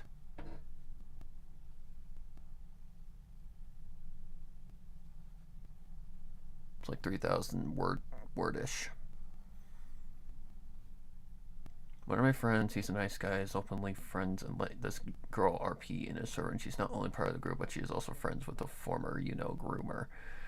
Groomer does say that he is sorry and whatever, but I'm not taking it. Any of it because I'm not stupid, but my group likes him and others don't. Get yourself out of that right now, bud. I want you to go to that group and yeet yourself out. That is a no-no. You do not play with that shit. Huge, huge red flag. He's a groom. If he's a groomer, he's a groomer. That's all there is to it. There's no sorries. There's no second chances. Groomers are something that I consider an unforgivable thing, and you don't fuck around with that. Get yourself out now. Trust me, I dealt with one. It caused me not only mental trauma, but it also just led me to worse. It was a year battle trying to get this motherfucker off my fucking tail. To leave me the flip alone and understand, I don't want anything to do with you anymore. Fuck you. Alright, turn EQ off. Let me see what it sounds like. Faint remnants of smoldering smoke, ash, and rubble had been all that had remained of the capital once known as Liyue Harbor upon Ganyu and Kuching's return. It had been enough for Kuching to have collapsed to her knees and cry in absolute sadness, that place once having been their home. Now, it was nothing but a large and wide body of water polluted with smoldering debris and charred corpses. 5 minutes had been long enough for the two. Oh, god damn it. Taken their leave towards the closest mountain range that had housed one of the Adepti. Oh. That had been Mount Aotsung, the very place Ganyu had been risen as a child by Cloud Retainer. Okay. I need to focus. Taking their leave towards the closest mountain range that had housed one of the Adepti. That had been Mount Aotsung, the very place Ganyu... Pull this back. Taking their leave towards the closest mountain range that had housed one of the Adepti. That had been Mount Aotsung, the very place Ganyu had been risen as a child by Cloud Retainer. She had prayed to the gods above that she wouldn't find her adoptive mother's corpse upon arrival, seeing she'd seen enough horrors the very night that started all of this chaos. Merchants, husbands and wives, children too young to have even lived a real life yet. Sights that her mentality couldn't bear to see in her current unstable health. The hike up to the highest point of the massive mountain will help. Listen to Tsukushima and me, dude. Listen. This is stuff you don't fuck around with. You don't fuck around when it comes to this kind of shit. That is volatile. And if those people want to hang around with them and they don't want to listen, fuck them. Don't worry about them anymore. I know they are friends. I know they are. Trust me, it was the same exact way with me and Ducky fucking Dickwad. Let me tell you my story. I was in a group where this guy just wanted to read my stories, right? Well, then I joined the group and meet him, and he turns out to be the most narcissistic piece of I've ever run into. because he will not take criticism. He will not listen. He will just rant you and harass you. Here's the real truth behind him. He was trying to use me, or he wasn't trying to use me. He was trying to push me to the point of where I would basically just delete my channel. That is what he was doing. That was exactly what he was doing. And only until after I nailed his fucking ass with a lie that he got caught in, along with a gazillion other, he basically was ranted by Magpie Pony, Lost Narrator, Obab Scribbler, a lot of the others, because they caught him in lies and basically found that he was using their names. He basically claimed that he was talking to them in Discord. And keep in mind, Discord was new to me. I didn't know what the hell it was. It had just barely come out. So I didn't even know how to use it. But he claimed he was talking to her in calls and that they were rating our shit. And he said that Watch Pony had planned to put out a video of like the top 10 up and coming bullshit, you know, up and coming readers, and I was part of it. He gave me a date. I waited. I stayed in the grass and waited for my time to pounce, because I knew if I could catch him in a lie, I could prove him, you know, that he is who he really is. So I basically wait until the date. Then I go to Lost and I'm like, okay, now let's really find what the fuck is going on here. So back when YouTube messaging was still a thing, I contact the Lost Narrator and I tell her, and I ask her basically this one question and say, have you ever interacted with this guy? And she said no. And then she wanted to know, okay, what is this? Who is this person and why are they mentioning me? And I told her the entire story and she was not happy. Not happy at all. She gave me a message to tell the other people of the group that were being manipulated in the head. So I posted it, and what do I get? I get banned, and I get freaking told that I'm the crazy one. I'm the liar. Many years later, they are saying, you were right, I was wrong. Sorry. You see, I had a bad feeling about the guy from the beginning. But I waited for my moment to pounce so that I could prove it. You play smart. Then a year later, I get a message from another friend saying, check this video out. And it was of the guy admitting that he's a pedophile that was erotic role-playing with an 11-year-old. Was I shocked? Not really. Honestly, I didn't know he was a pedophile, but it didn't shock me that he was, because this guy was a creepy son of a bitch, let me tell you. But it just fit. Everything fit. And I didn't really go deep into this part because he basically dug his own grave and buried himself. So, yeah. But the people who I thought were my friends turned on me instantly once I tried to say something. Then they finally come up to me on the knees and kiss my ass and basically try to say, I'm sorry, you were right, I was wrong. I don't want to even fucking hear it. Because you know what? I'm done with that crap. He's tried to come at me multiple times, and all I have to say to him is say, look, I'm not already the better person, and there's no competition because I didn't off to a fucking 11-year-old. Goodbye, see you, don't talk to me ever again. Help.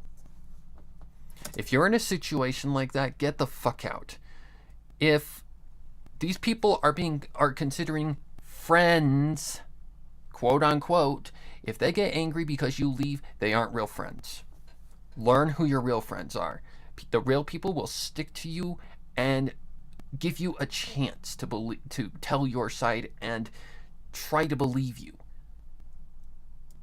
If they don't, well, then they're pretty much assholes. And they're not good friends. And they can stick with the pedophile all they fucking want. Help.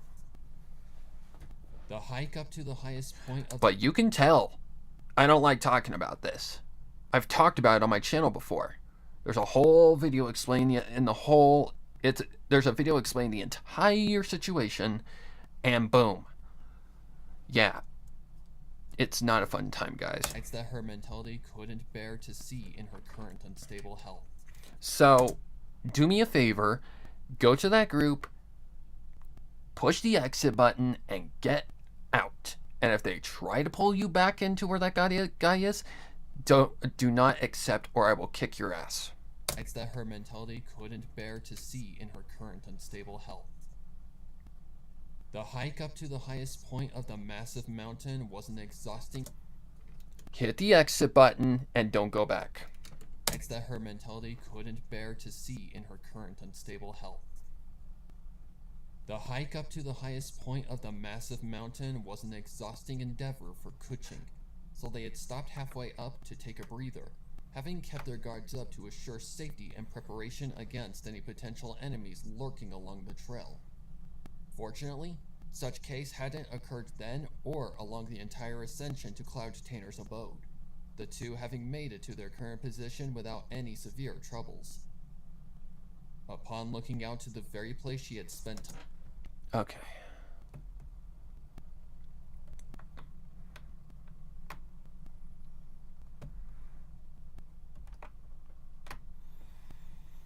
Okay, after talking about that, I need a little bit of a break real quick. I need something like angry music. It's like a cure. I'm not blaming this on you. I'm not blaming this on you. It's just that son of a bitch. It's just that one son of a bitch. Just saying his name alone triggers something. Because this was something that went on for, I want to say, half a year. I mean, I don't really know. It was so long ago, and I don't really go back to those days because I could give a shit less. Let's see, what's a good Prince Whatever screamy track? Something that can get this fucking shit off my mind. Retaliation, sure, that's a good one. My favorite villain, kicking some ass. But yeah, do not, if you're stuck in a situation like that, never ever stick around. Never. It's not worth the trouble. And it's just bad. Volatile. It's not good on anybody's health to stick around in those areas. Find licensed pharmacists who are continuously trained to give the care you deserve. A world of care is in store.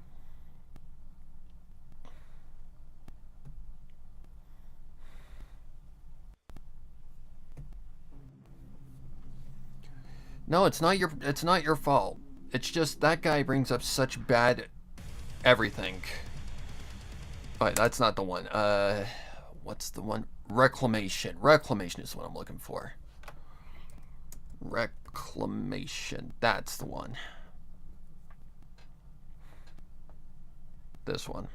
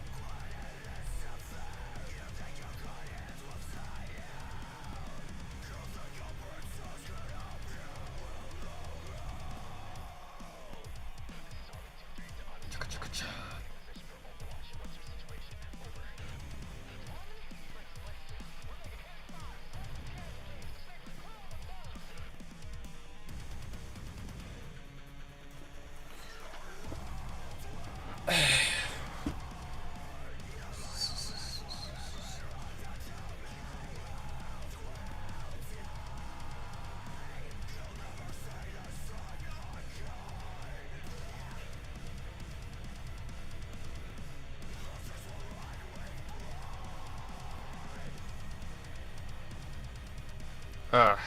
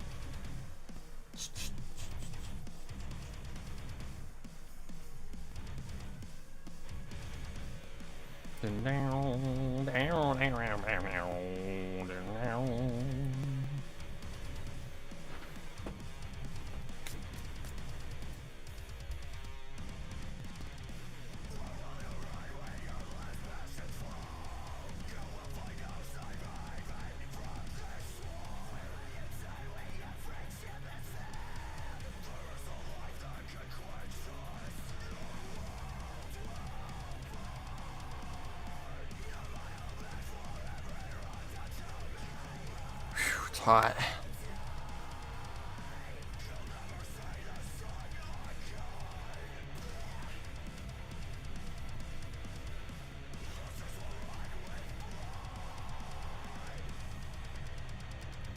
Bro, don't stick around. Don't. Unless if he doesn't listen to you, then he's not willing to listen. Anybody who's in that situation should know to get that out.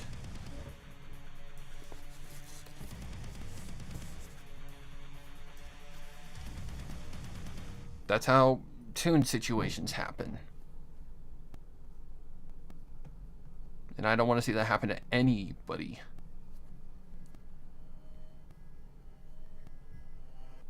Oh yeah, that's right. That goes into shit. Retaliation, reclamation. What's the name of that one? Oh my god. I know it's just called R4, so it starts with an R. I don't remember what it's called, but yeah, I just need a little bit of a palate cleanser for that. Ew.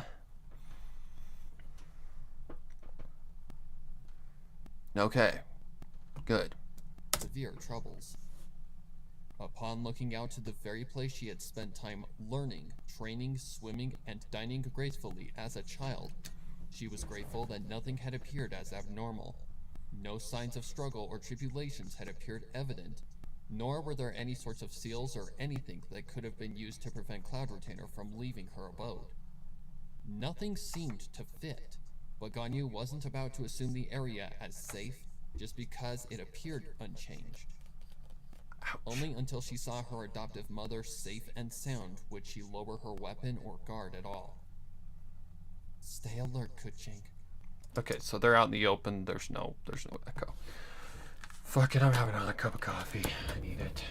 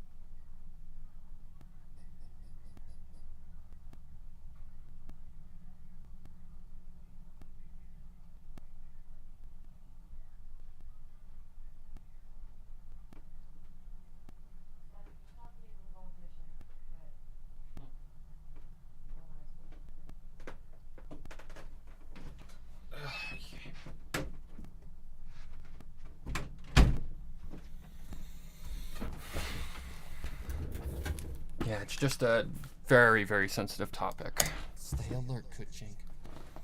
she warned, moving further into the area.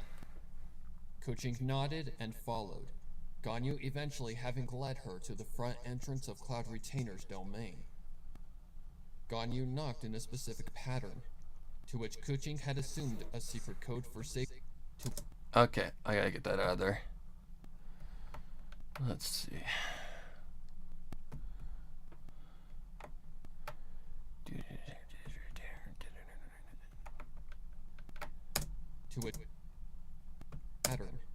To which Kuching had assumed a secret code for safety concerns. Cloud Retainer, it's me, Ganyu. Okay. So this would have a bit of an echo to it because, well, I think Cloud Retainer's abode is like on the inside of the mountain. Like there's a little opening and you go up the stairs and it goes in like that. Something like that.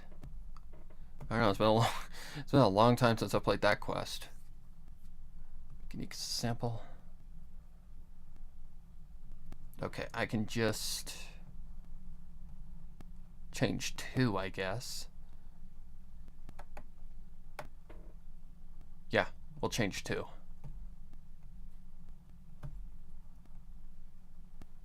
Instead of that one, let's go with the default. See what this sounds like. To which Kuching had assumed a secret code for safety concerns. Cloud Retainer, it's me, Ganyu. Okay, hang on.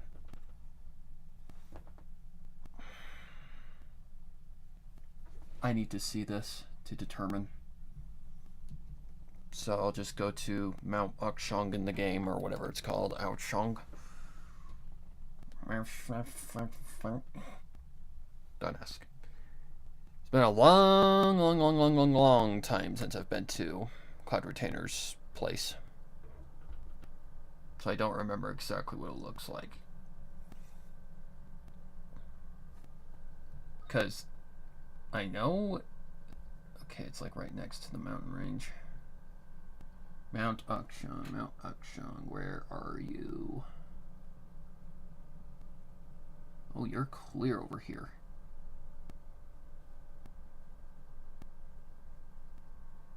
Okay, maybe if I can remember how you get to Mount Akshong. Let's see. There it is, right there.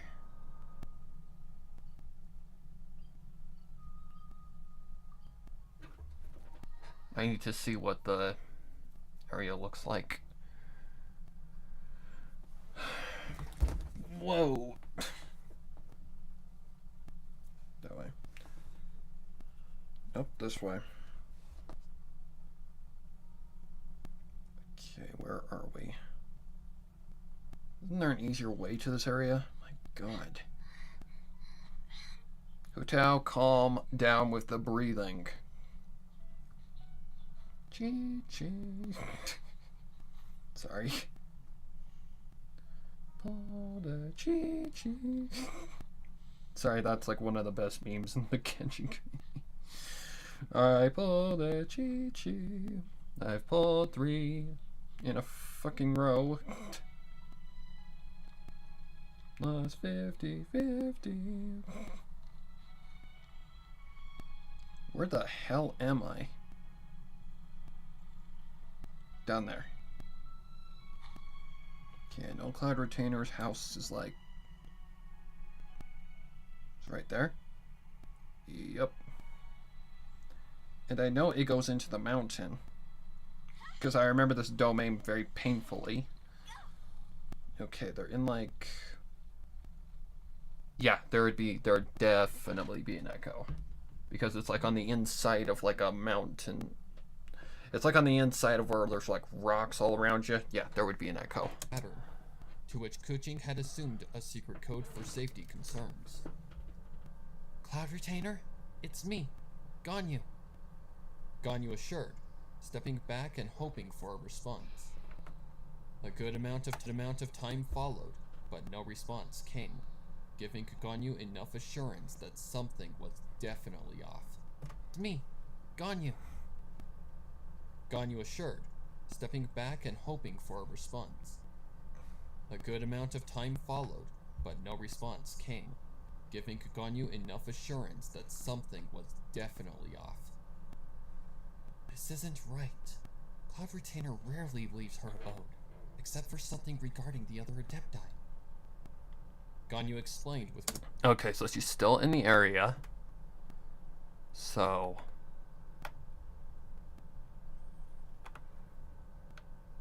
Wait, hang on. We could probably do what we want to do. Ganyu explained with worry in her voice. Considering she was your guardian... Oh yeah, it's Kuching. Next. Ah! No, not there. Right there.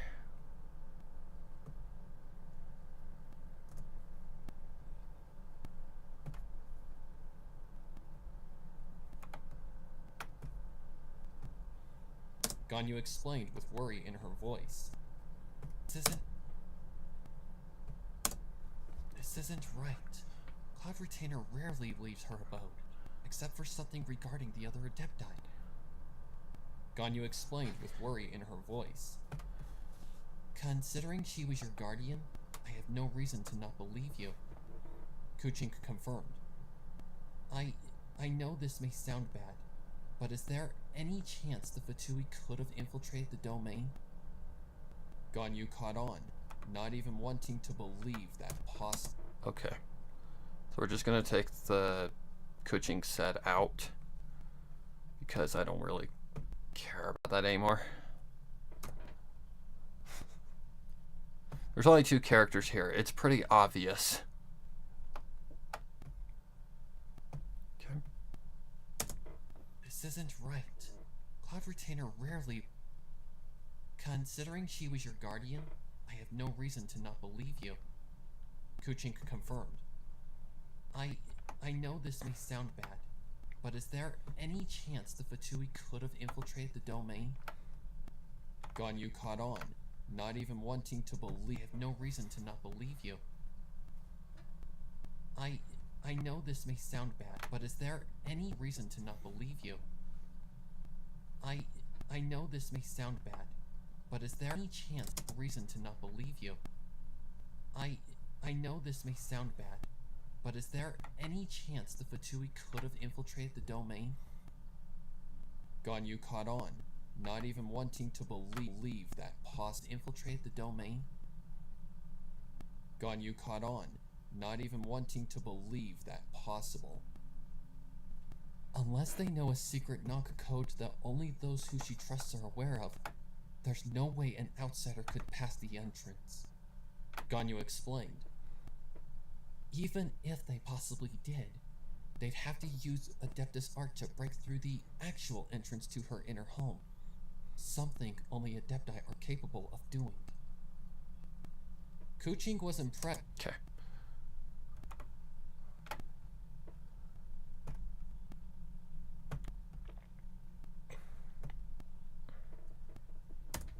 Okay, let's see.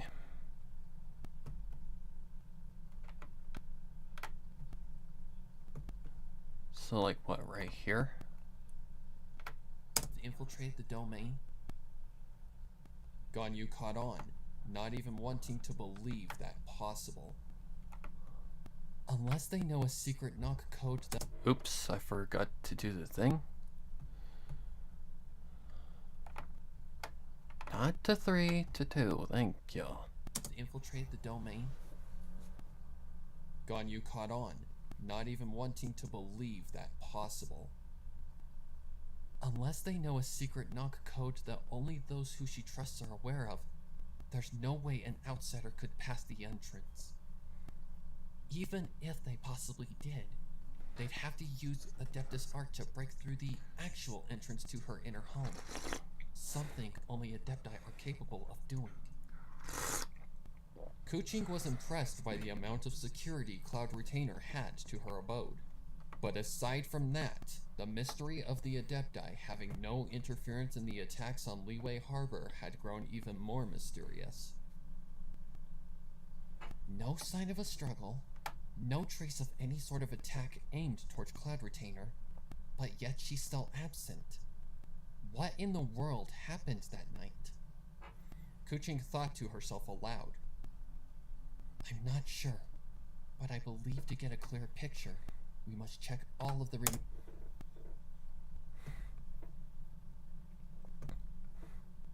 The plot thickens. And yes, I do have a cool idea for like the Adepti. I'm actually glad I caught that as like a critical factor in like Leeway Harbor's destruction. Otherwise, I would have had a lot of people yelling at me. The Adepti and Zhongli would have. I'm glad I caught it. Otherwise, yeah, people would have been yelling. No sign of a struggle, no trace of any sort of attack aimed towards Cloud Retainer, but yet she's still absent. What in the world happened that night? Kuching thought to herself aloud. I'm not sure, but I believe to get a clear picture, we must check all of the remaining Adepti's homes throughout Leeway. Ganyu stated. Kuching nodded in agreement. Okay.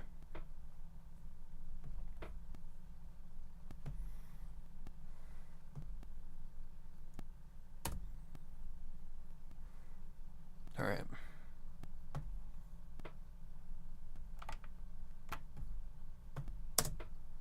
No sign of a struggle, no doubt. Oops. I'm not sure, but I believe to get a clear picture, we must check all of the remaining Adepti's homes. Kuching thought to herself aloud. I'm not sure, but I believe to get a clear picture, we must check all of the remaining Adepti's homes throughout Leeway. Ganyu stated. Kuching nodded in agreement. If one is absent, who's to say that all of them are? Kuching inquired. Let's hope I'm wrong. By the way, there is a thing right now on Hoyo's actual website. They are actually holding auditions or whatever for like people to work on the game, like writers. I was tempted. I still am tempted. But I'm not sure if I could handle that, honestly. I don't know if I could handle it. Nodded in agreement. If one is absent,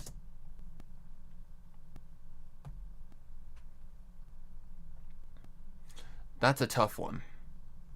Because I don't know if I can handle that. That's a lot of work. If one is that, And the chances of me getting chosen, very low. They'll probably choose people like streamers. Streamers who like play the game and stuff. I hate to say that, but yeah, it's probably gonna be streamers who like know the game very well. I don't know, guys. Would it be cool? Absolutely. Because then I could actually put some of like my ideas to paper. Like, this is not an idea I would put in the game, okay? This is something fan fiction. This is just straight up fan fiction. Because even I know that Hoyoverse will never go this dark. Ever. if one is absent, who's to say that all of them are? Kuching inquired. Let's hope I'm wrong. Kuching and Ganyu had followed up with their plan, having traveled across the peaks of Leeway's mountain range, only to say that all of them are. Let's hope I'm wrong. Ganyu had followed up with their plan, having let's hope I'm wrong. Kuching and Ganyu had followed up with their plan, having traveled across the peaks of Leeway's mountain range, only to find the same exact case with the other domains.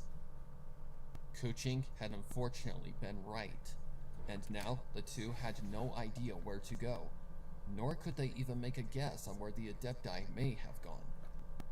That same thesis went along with Rex Lapis as well, seeing he had normally resided in Leeway Harbor, but it was nothing but ruins now. Even with lightning speed, Morax was a god, and even if his power wasn't at its maximum, he easily could have dealt with these superhuman monsters. If he had been in Liyue Harbor that night, none of this would be happening. Ganyu knew that, and so did Kuching, but traveling the mountains had left both of them exhausted, so they had decided to call it a night. Ganyu hadn't lied to Jean about her having secret hideaway spots throughout Liyue, and had led Kuching to one close to the base of the last mountain they had climbed to the called a night.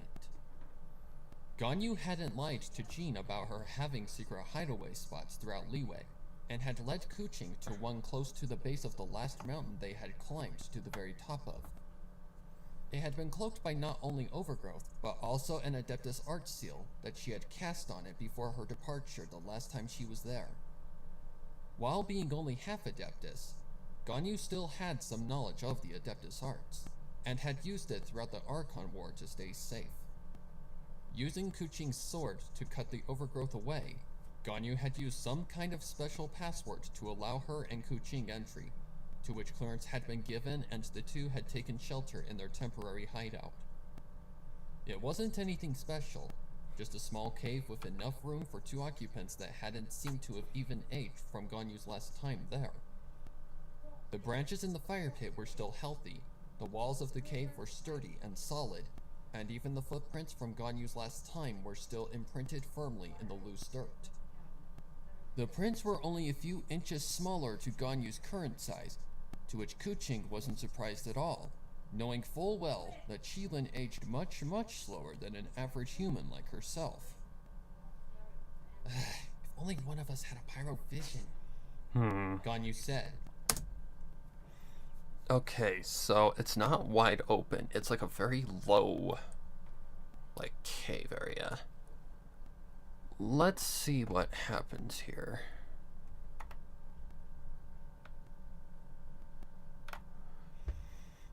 Genuine question because I'm stumped. Do you have to be in the land of Archon...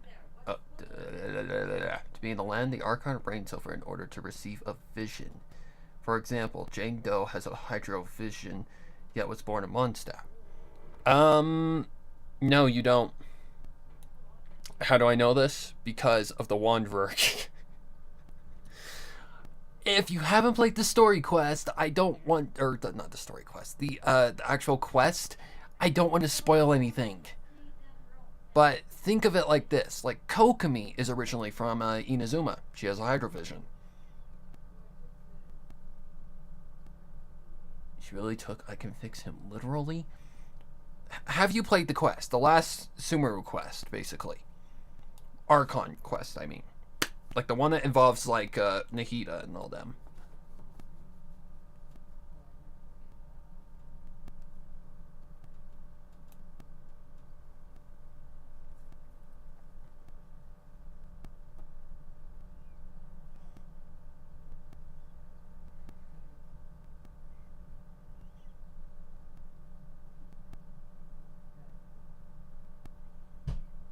I'm waiting for an answer, but yeah, basically, I have not yet. You have to play. Well, it's a Sumeru Archon quest, so if you haven't played through Inazuma yet, then yeah, you definitely have not made it. But the Wanderer is from Inazuma, yet he has a Animo vision. There's a lot of instances, like Yoimiya, she's from Inazuma, Pyrovision.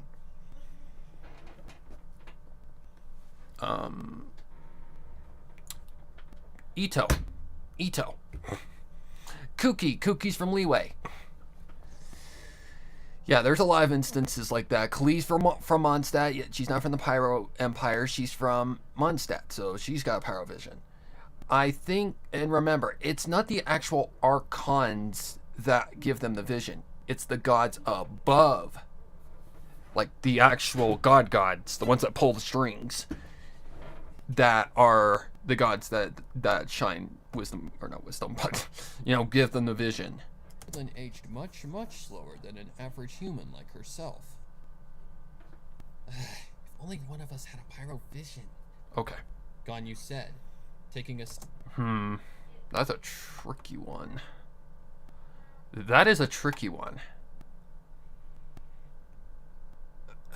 Okay, so we're in a very small cave. Not a high ceiling, so there's not really a lot of big echo. Whatever the hell my mom was doing there. Okay.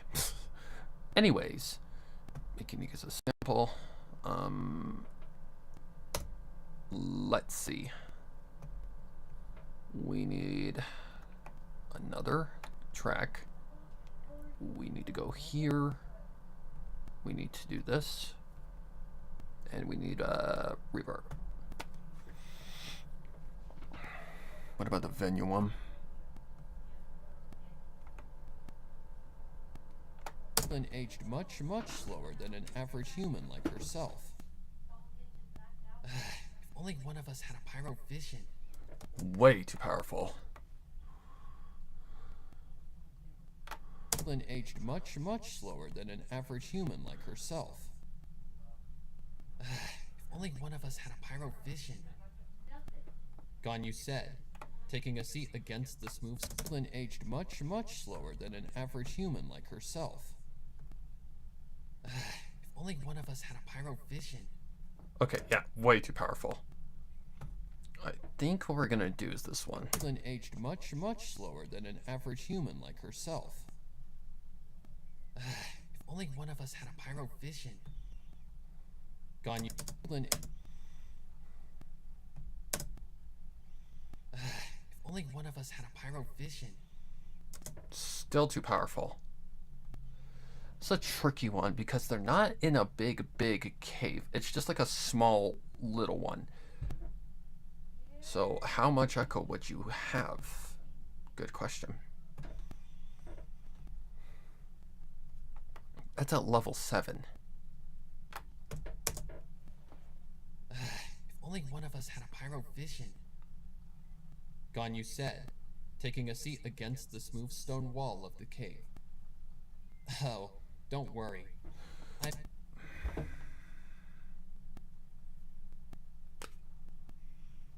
I don't know, that's a tough one. I feel that works, but it also doesn't at the same time. Let me just try it for now. So... If only one of us had a pyro vision. Ganyu said, taking a seat against the smooth stone wall of the cave. Oh, don't worry. I've got that covered. Kuching replied, pulling out something Ganyu hadn't expected. From out of their bag of necessities that... Okay. Kuching replied, pulling out something Ganyu hadn't expected. From out of their bag...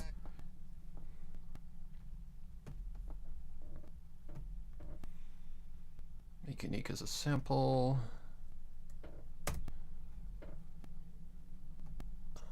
That would go on 3. Let's see if this fits better with this. The smooth stone wall of the cave. Oh, don't worry. I've got that covered. Nope, nope, way too powerful. Like, way too powerful. I don't know, that's a tough one.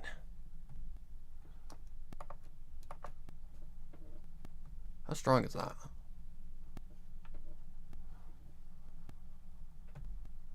Drum room. The smooth stone wall of the cave.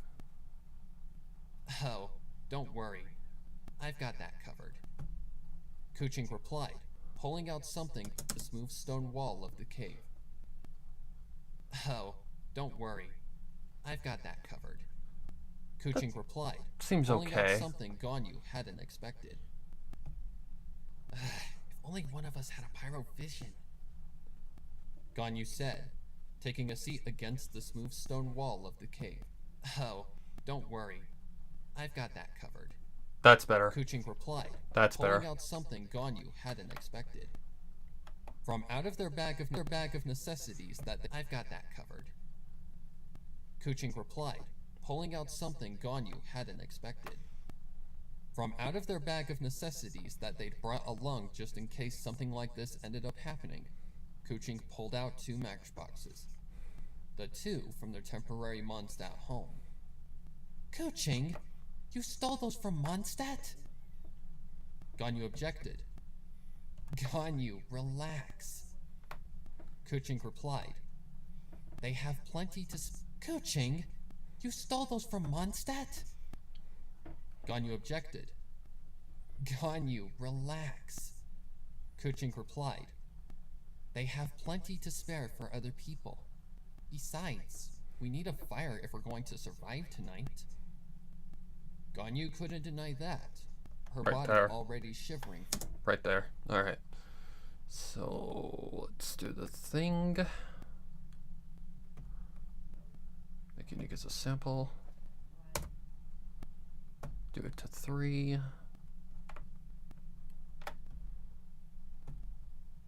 Kuching, you stole those from Mondstadt? Ganyu objected. Ganyu, relax. Kuching replied, they have plenty to spare for other people. Besides, survive tonight. Kuching replied, they have plenty to spare for other people. Besides, we need a fire if we're going to survive tonight. Ganyu couldn't deny that. You stole those from Mondstadt? Ganyu, relax. They have plenty to spare for other people. Besides, we relax. They have plenty to spare for other people. Besides, we need a fire if we're going to survive tonight. Okay, that's better. That's better. Let's see if that might work. If we're going to survive tonight. Ganyu couldn't deny that, her body already shivering from the cool breeze of the night. Hang on. If we're going to survive tonight. Ganyu couldn't deny that, her body already shivering from the cool breeze of the night.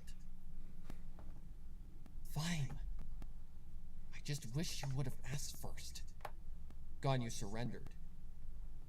Kuching just giggled lightly at the comment, finding the whole thing silly and unnecessary.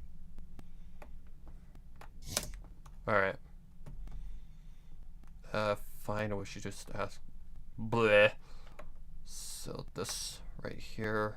Whoa, too close. Okay. Did I do the thing? I don't think so. I don't think I did the thing. I didn't. 1, 2, 3. Let's see if that might work. Breeze of the night. Fine. I just wish you would have asked first. At the comment, finding you would have asked first. Kuching just giggled lightly at the comment, finding the whole thing silly and unnecessary. I almost feel like that echo can go up a little bit. It's a little too low. You would have asked first. Kuching just giggled lightly at the comment. Stole those from Mondstadt? Ganyu, relax. They have plenty to spare for other people. Besides, we need a fire if we're going to survive tonight. That's better. Ganyu couldn't deny that, her body already shivering from the cool breeze of the night. Fine. I just wish you would have asked first. Kuching just giggled lightly at the comment, finding the whole thing silly and unnecessary. You worry about the smallest things. Kuching replied, looks like even your work habits haven't changed. Okay.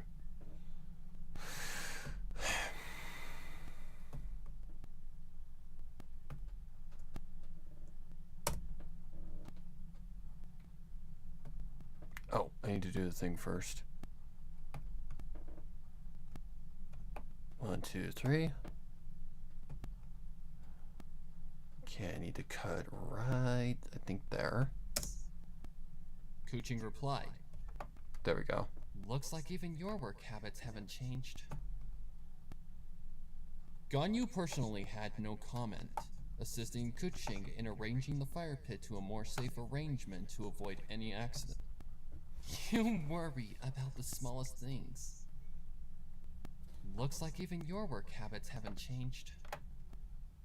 Worry about the smallest things. Looks like even your work habits haven't changed. A little closer. Worry about the smallest things. Looks like even your work habits haven't changed. Ganyu personally had no comment, assisting Kuching in arranging the fire pit to a more safe arrangement to avoid any accidents. Upon one match lighting with ease, the pit was ablaze in mere seconds with a simple toss. The two sat opposite one another, allowing the fire to warm them up for a most likely long night. Both of them were warm in less than a minute of sitting a safe distance from the fire, to which Kuching decided to make... Okay, need to get rid of that.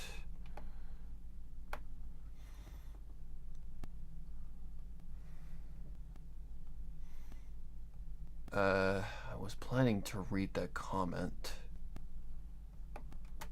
Read that over just a little bit. Seriously, where is the thingamajigger, the scroll bar? Do I not have it over far enough? I don't.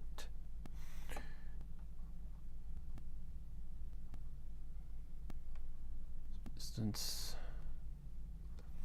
I'm just trying to erase my very existence from them all in any way possible, blocking and etc. Not gonna lie, it's almost painful doing this. I'm not exaggerating either.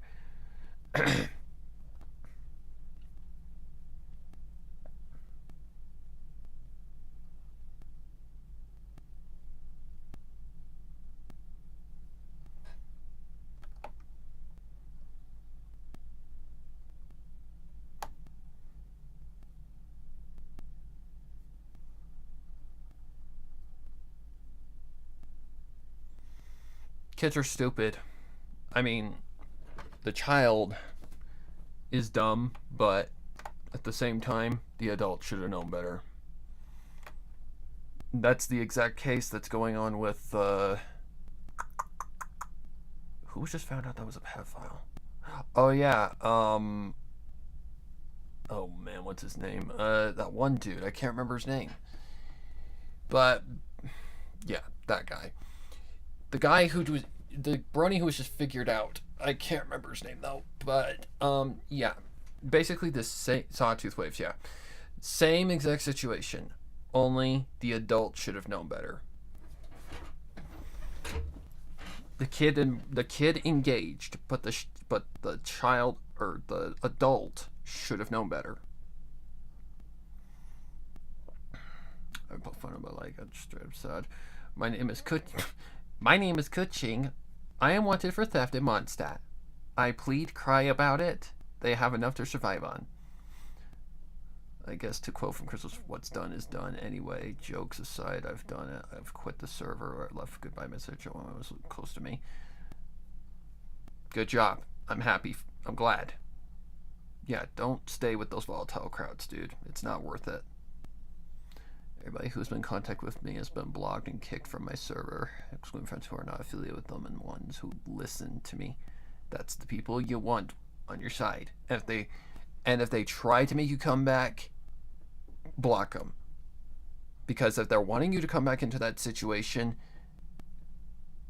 they're not real friends. They just want to continue stirring the pot. Anyway, thank you, Mary. It's as clear as I've needed for the last tier or two. Yeah. Coming from someone who has dealt with this shit, it's best that you just get out of those situations ASAP, because it's not worth the trouble. It's just gonna deteriorate you over time. Okay, anyways. What am I doing? Oh yeah, this is the part that... to make conversation. How are you feeling? Kuching questioned. Ganyu raised an eyebrow at the comment, unsure of what she meant. What do you mean? Ganyu replied. You know, about today. Kuching explained. It must be hard not knowing if the one who raised you is in danger or not. Though. Ganyu paused briefly in thought, wondering how to word her next response. Should I make this just one long conversation? Probably the best thing to do. I do this with my Halloween projects all the time. Probably the best thing to do. just to save me time and stress. Yeah, probably the best thing to do.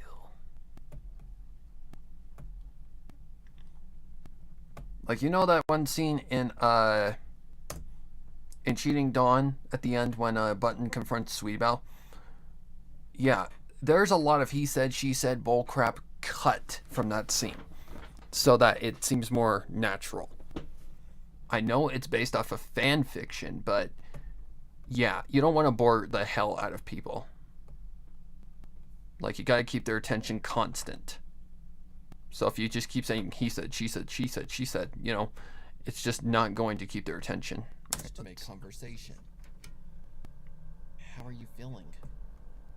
Kuching questioned. Ganyu raised an eyebrow at the comment, unsure of what she meant. What do you mean? Like this. Ganyu replied. It must be hard not knowing if the one who raised you is in danger or not. What did I do? Oh. Though. How are you feeling? What do you mean? Replied. How are you feeling? What do you mean? Ganyu replied. Okay, I feel a little bit more space. How are you feeling? What do you mean? Ganyu replied. You know, about today. Kuching explained. It must be hard not knowing if the one... Oh, hello. God damn it. Hit the green button again. I did hit the green button. Now ask. Hello?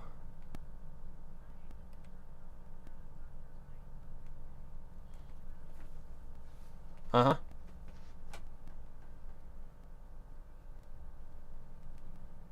Okay.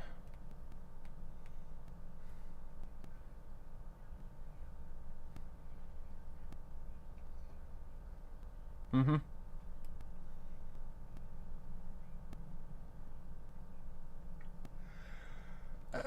I gotta talk with my parents on that one. They're the drivers.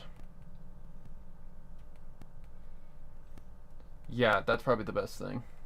Yeah, if you can do FaceTime. Is this the university? This is for the EEG. Well, you know what? We're going to have to call them back on that and set a time. If they can do a facial thing right now until we can tell her we're almost 200 miles away from her. That's, you heard him. We're almost 200 miles out. So we need to schedule this at a time when it works we for us the we best. work. We have to drive 200 miles. We have to have proper money for gas and all that lovely stuff.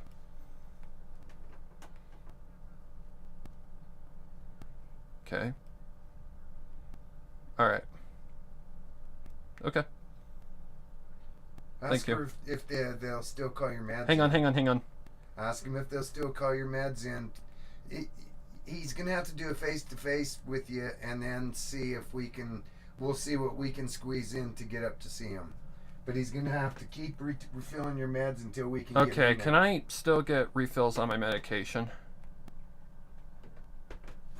We'll figure that out as soon as possible. But Okay. Then I just need to get into a FaceTime thing with him on Zoom, and yeah, has to be we'll on go Zoom. from there. Huh?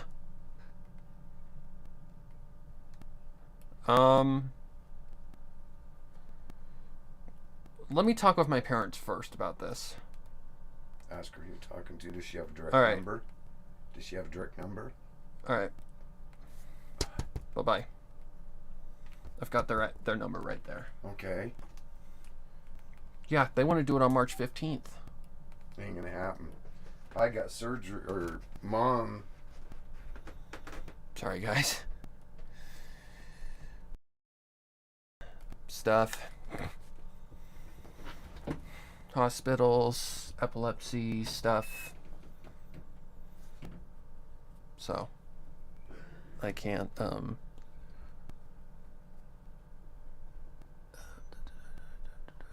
best kind of revenge. Wouldn't call it revenge if you mean me or Sparrow, but I'm just being fair. The least I had to deal with was those. Relate to that. I meant you, but I totally get what you mean. I find a cynical approach. Yeah, I wouldn't be associated with them either, so delete everything of them from their projects. My friend Roman said the same thing with like her exes and all that lovely stuff. Sorry about that, guys. How are you feeling? What do you mean? Ganyu replied, Oh, right. You know, about today. Oh, I can just Could cut you that. explain? I can cut that. It must be hard not knowing if the one who raised you is in danger. Oh, Hang on. what do you mean? You know, about to. Kuching explained. What do you mean? You know, about today. Kuching explained.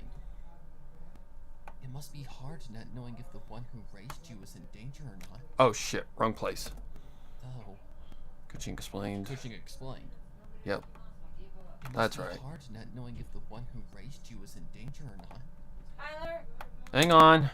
did you happen to mention that we needed to talk about medication?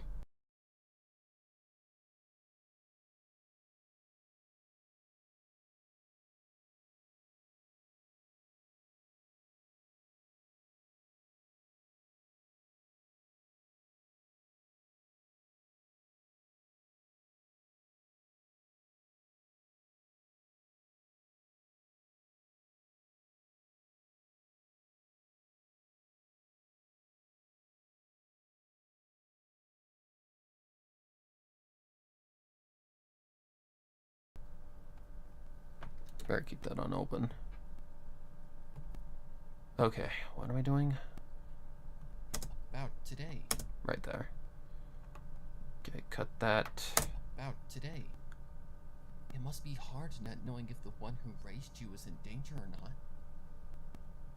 Oh, There we go. Much more like it. Okay. about today. It must be hard not knowing if the one who raised you is in danger or not. Oh, Ganyu paused briefly in thought, wondering how to word her next response. honestly, Okay, that needs more space first of all.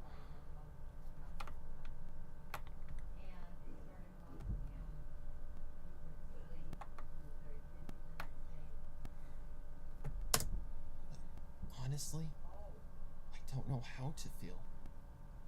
Part of me believes she may be in danger, but another thinks it's impossible for her to even be in any danger, even against a threat like this. Okay.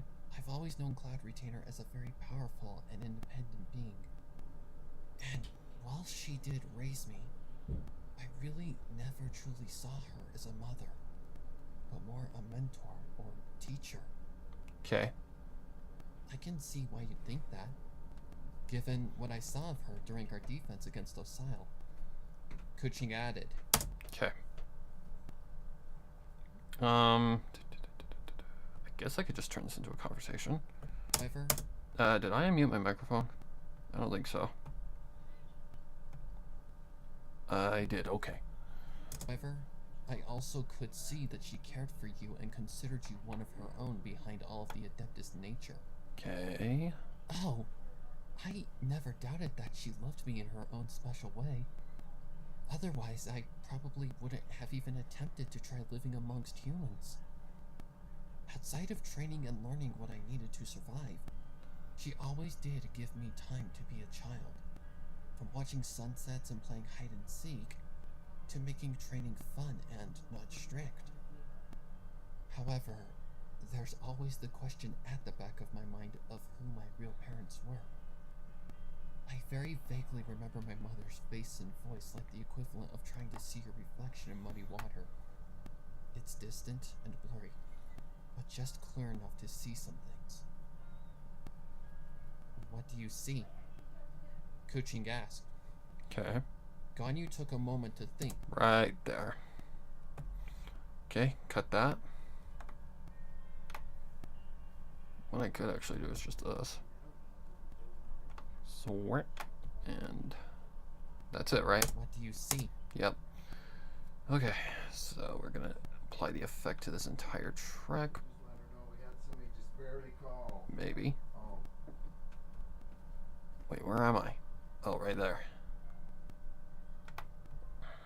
Okay, is this it? Honest, Yep. Excuse me.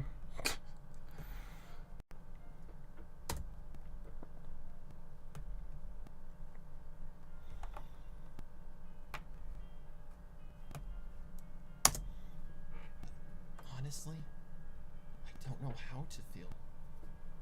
Part of me believes she may be in danger. Hang on, I need to get the Another spacing thinks it's correct. impossible. Word her next response. Honestly, That's fine. I don't know how to feel. Part of me believes she may be in danger, but another thinks it's impossible for her to even be in any danger, even against a threat like this. I've always known Cloud Retainer as a very powerful and independent being.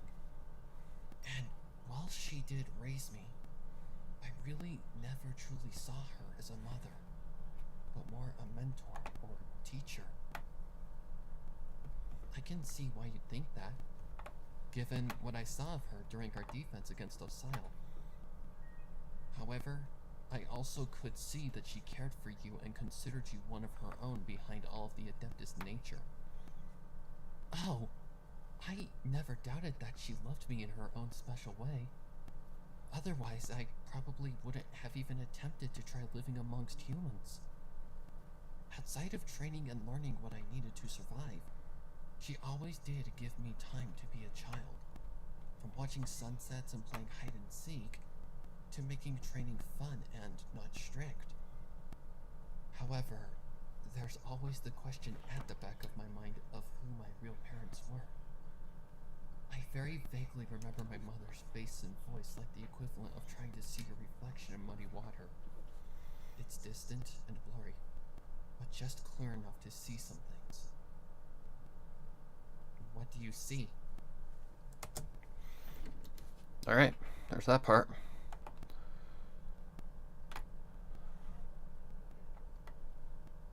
Well, my mom got through. What do you see? Ganyu took a mo- What do you see? Ganyu took a moment to think before works. answering, feeling her heart start to hurt from the one faint memory she had of her mother. Strangely, I see myself in many ways. Ganyu answered. Okay. The only difference is my voice. My mother's was much more warm and calm, and I remember her saying my name as if she were trying to calm me. Kuching could see that the memory was an emotional one, so to cheer up her colleague, she followed up with something she knew was a definite fact.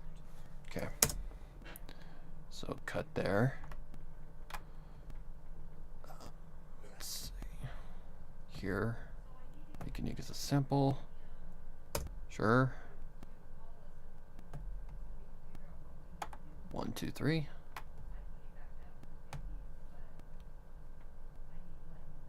Oops. Strangely, I see myself in many ways.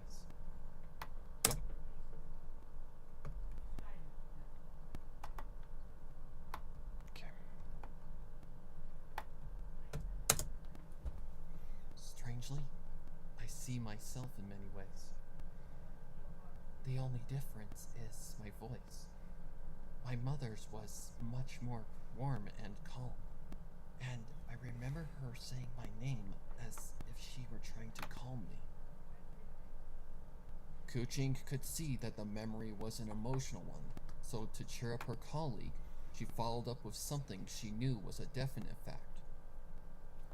While I never knew your parents, I know they'd be proud of you.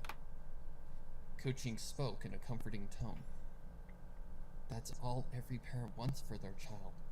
Success and happiness. You've beaten the Archon War, learned to live among humans, made many friends, and are still fighting for the people you swore to protect. Ganyu's lips slowly curled into a smile. Right and her there. gaze met Kuching's own. Okay. Stop. Okay. It's so cute. Why am I so good at writing the cootsy wootsy sings? It's cute and sad at the same time. While I never knew your parents, Oh, hang I on. know they'd Let me be proud of you. let me get the Was spacing a de- correct. Was a definite fact. While I never knew your parents, I know they'd be proud of you. Kuching spoke in a comforting tone. Right there. That's all every parent wants for their child. Success and happiness. You've beaten the Archon War, learned and are still fighting for the goal. They'd be proud of you. That's all every parent wants for their child. Success and happiness.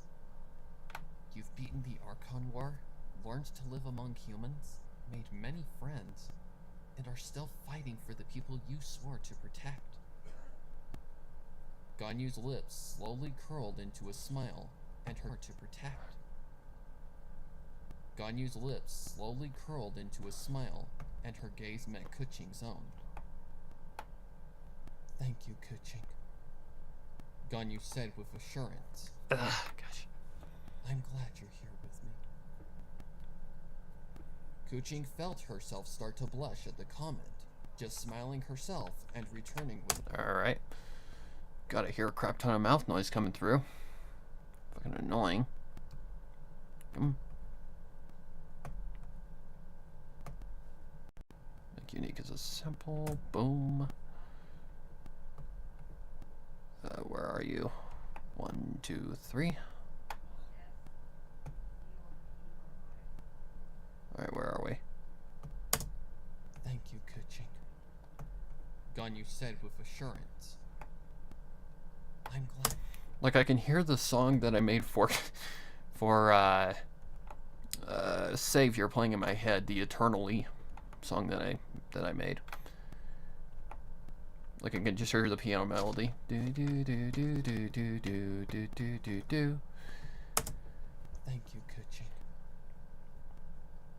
I'm glad you're here with me. Shep. Kuching felt her. Thank you, Kuching.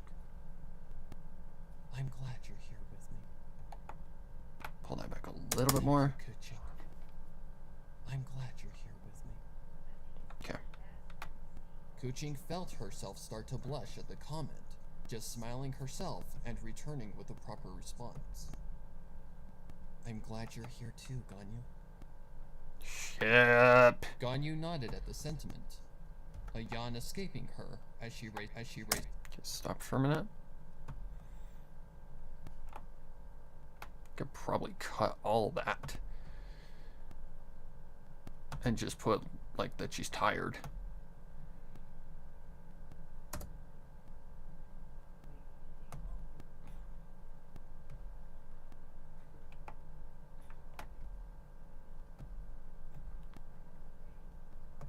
With a proper response. I'm glad you're here too, Ganyu. Ganyu nodded at the sentiment, a yawn escaping her as she raised her head back up.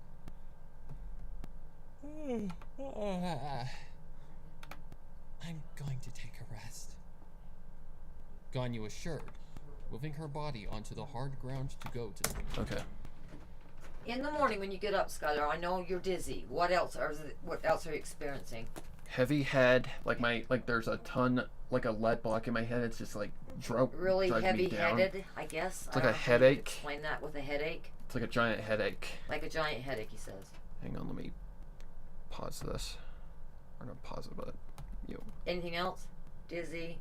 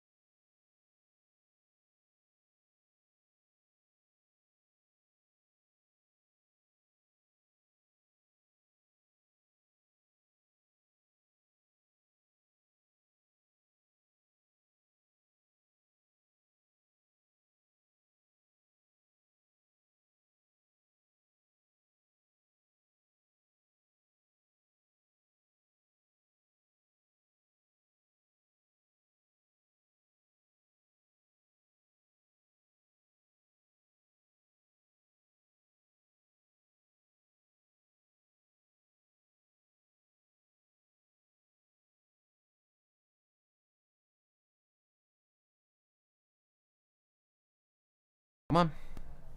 Sorry, guys. You know, stuff. You just heard my real name, but I think everybody's heard it by now. It's okay. I'm not worried about my first name. Okay, what am I doing? With the proper response. Oh yeah, the yawn. I'm glad you're here too, Gon. I'm going to take a rest. Did I add Gon, it? you assured. I'm going to take a rest. No. I need to... Did I do it? I did not do it. So I need to do this first, then this.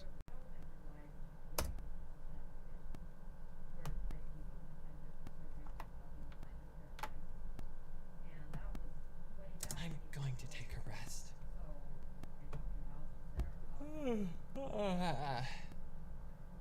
I'm going to take a... Oh, gotta get that out of there. Can I get that out without too much? Oh, shit.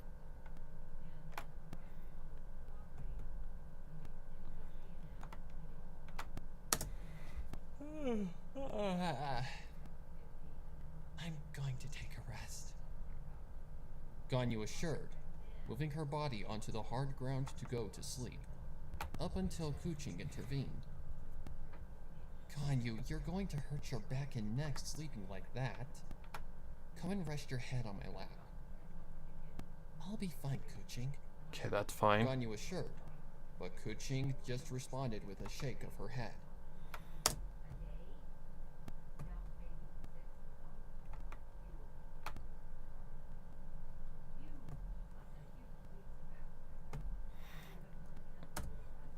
I mean, most of my friends know my real name, so it's no big deal. As long as they don't know my full legal name, that's all I care about. Like, you've heard my name in the background of a lot of my bloopers, so... Or in my live streams, so it's no big deal. You're going to hurt your back and neck sleeping like that. Come and rest your head on my lap. I'll be fine, Kuching. Ganyu assured. Pull that out a little bit. I'll be fine, Kuching. Ganyu assured. Oh, but right. Kuching just responded with a shake of her... I'll be fine, Kuching. Ganyu assured. Okay, that's but fine. Kuching just responded with a shake of her head. Okay. I'm serious. Oh, And if shit. you don't right now, I'll do it when you're out. Kuching assured with authority. Oh Ganyu god, sighed. these two are fun to write. I will not even. I'm serious. And Okay, hang on. I'm serious. And if you don't right now, I'll do it when you're out. I knew that I heard something. Oh wait, I have to do it first. I have to. Kuching assured with authority, to which Ganyu sighed in defeat. Okay, I can just cut that. All right, if you insist. Ganyu accepted, moving to Kuching's side and resting her head on her left thigh gently. Okay, so we need that in there. So, All right, if you insist.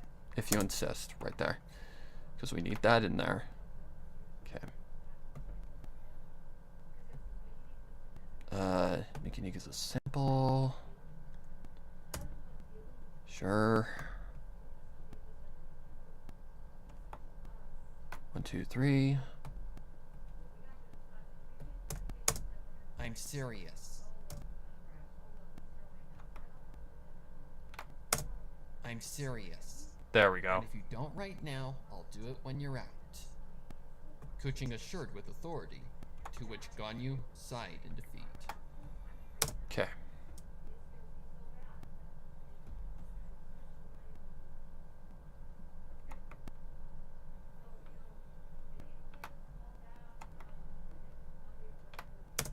I'm serious. And if you don't right now, I'll do it when you're out. I'm Alright. serious. Stop. Okay, I need to... Well, I didn't want to go that way, so... I'm serious. So... Oh my god...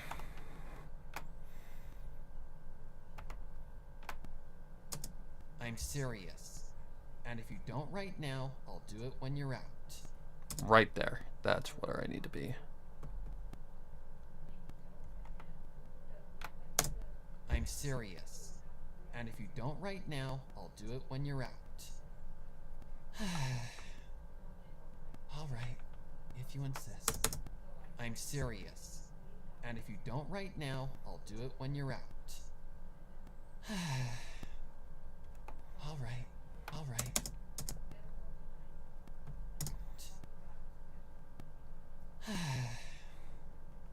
Alright, you insist. Alright, if you insist. There we go. Much better.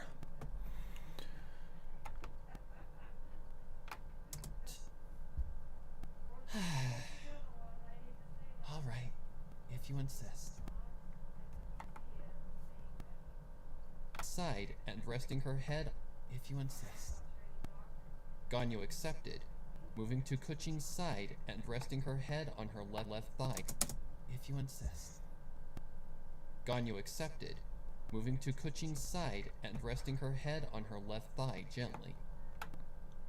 It was a much better pillow. Oh, for fuck's sake.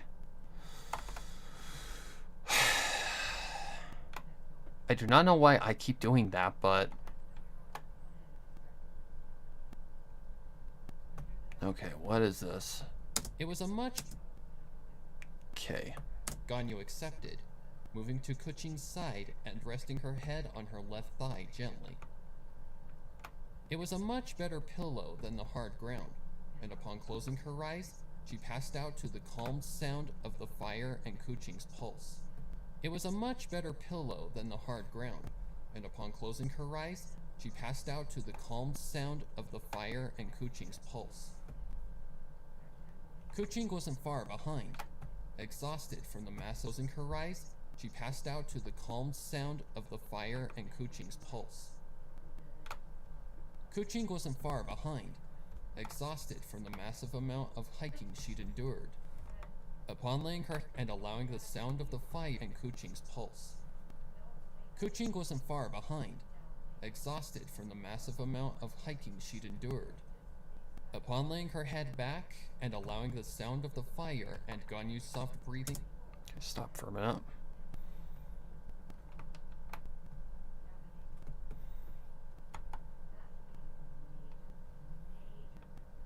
See if that might work. Kuching's pulse. Kuching wasn't far behind, exhausted from the massive amount of hiking she'd endured. Upon laying her head back and allowing the sound of the fire and Ganyu's soft breathing to carry her to the slumber, the Yu-Hung passed out like a light. Perfect. Okay. Do I want to do this whole half again? I don't really want to. Honestly. Is there any lines at the beginning? I know that we change places here, so that's why I'm wondering. Okay, so she goes out. There's a thought line. So let me just look this over. Oh wait, what about air pocket? Fuck. No, I did not respond to your message yet. Tell me, be honest, is it normally feels so much better and something like that? Yeah, it'll hurt. It'll hurt. It's only because you care. But trust me, you'll get over it. The next day, Like, remember that story I told you yesterday about those people in that group?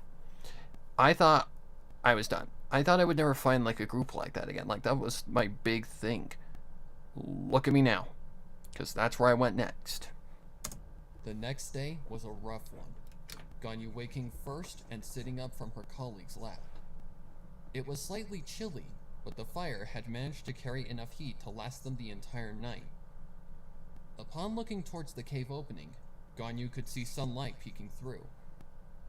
That led her to taking the initiative to go out and search for some kind of breakfast, seeing they still had a long trip ahead of them back to Dawn Winery and needed every bit of energy they could get for the road. Quietly, Ganyu could see sunlight peeking through. That led her to taking the initiative to go out and search for some kind of breakfast, seeing they still had a long trip ahead of them back to Dawn Winery and needed every bit of energy they could get for the road. Quietly, Ganyu grabbed her bow and exited the cave, out into the open nature of Leeway. Okay. The light quietly. Can get that out of there.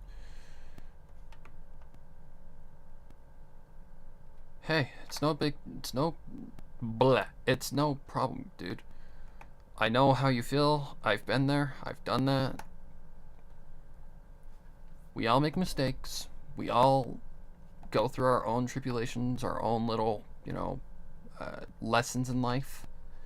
Just follow that lesson and don't repeat it. Quietly, Ganyu grabbed her bow and exited the cave, Okay. out into the open nature of Leeway. The light of the day temporarily blinded her vision, but once she adjusted to the bright radiance of Tevat's sun, she took a look around her current area. It was mostly open, minus the blanket of overgrowth that hid the entrance to the cave, and gave her enough assurance that she'd have to travel further than she wanted to for what she planned to retrieve. She avoided the road at all costs, and traveled about a mile north, finding the terrain she would most likely find her target bounty, bird eggs. The trees were more than tall enough, and the foliage was easy to walk through, so she took the path that looked the most flat. She could tell it was an animal trail by its width and pattern, most likely having been made and traveled by a boar or deer over the span of 2 years. She eyed the higher branches for any nests or birds in particular as she walked, thankful that she hadn't stumbled upon the company of hilly trolls or treasure hoarders. While she didn't want to potentially kill a mother bird, she also preferred not to be chased or attacked by one as well. Therefore, she just burned into her mind that it was for a good reason, and continued searching the branches for just the slightest edge of a nest. Not much later, she found just that, prepping an arrow if she had to kill for her partner's meal. She was fortunate, no mother or father bird guarding the nest, to which Ganyu pulled her arrow from her bow's embrace and began to climb the tree. This was no challenge for her, seeing the Archon War had led her to doing said action on several occasions. She was up the mass of aged bark and wood in seconds, and upon eyeing the nest, found 2 eggs resting inside. Forgive me, whoever birthed these eggs, but your creations will be used for a good cause. Okay, so this needs to have a little bit of an echo on it. So I think 3 might work just fine. Can we cheat? Maybe. Maybe we can cheat.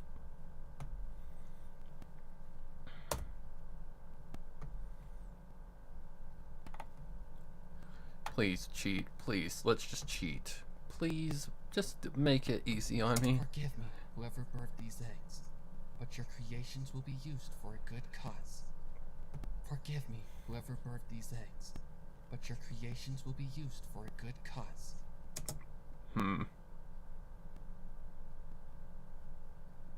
Nope, I think it needs to be higher than that. Fuck. Okay, so I'm gonna have to make a new one. It's fine. It's not that big of a deal. So I just need to get a reverb on 4. Use the default and turn it down a lot. Forgive me, whoever birthed these eggs. There we Your go. creations will be used for a good cause. That's better. That's better. She grabbed the 2 eggs and carefully worked her way back to the ground. She placed her 2 cylindrical trophies somewhere safe and started back to the cave, making sure to avoid the road as much as possible. However, upon halfway out of the wooded area, she halted and took immediate cautionary action. She grabbed and prepped her bow with an arrow, listening closely to the shuffling of footsteps just yards out from her. Every one of her senses were on overdrive as she decided to just confront the unknown being out of her sight of vision. "Show yourself!" she demanded, keeping her defensive stance strong and ready to attack if necessary. The footsteps grew closer, and upon the person showing their presence, Ganyu didn't falter her caution. The stranger was a female with short dark blue hair, and a fancy white coat adorned their back as if it were some sort of special protective device. Ganyu immediately. The stranger was a female with short dark blue hair and a fancy white coat adorns their back as if it were some sort of. The stranger was a female with short dark blue hair and a fancy white coat adorns their back and a fancy. That I feel needs more space. That I just feel is a little too quick for my liking. Blue hair and a fancy white coat adorns their back as if it were some sort of special protective device. Blue hair and a fancy white coat adorns their back as if it were some sort of special protective device. There we go. Ganyu immediately recognized Looking better. As their appearance made her nearly faint in happiness. Take it easy with that thing. The stranger answered in a deep, immature tone. Oh shit. Right there?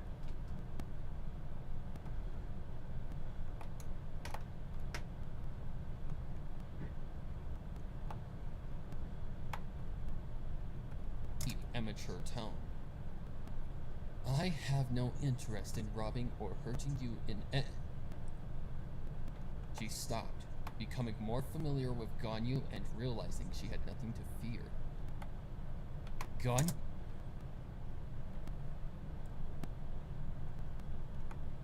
Can you get that click out of there? You in. She stopped, becoming more familiar with Ganyu and realizing she had nothing to fear. Ganyu of the Chising? She questioned with astonishment. Ganyu nodded, a bright smile meeting her face. I'll be damned, Yelan said. Here I thought that nobody made it out alive that night. Bless the gods above! You're alive! Ganyu celebrated, lowering her weapon. The two walked closer to one another with smiles on their faces. Finally, a sign of hope had shone through the suffocating darkness. Are you with anyone else? Yelan questioned. Lady Kuching. Ganyu answered. She took a nasty hit that night, but with Mondstadt's assistance, she's fine now. That's great news, Yelan stated. Unfortunately, I can't say the same.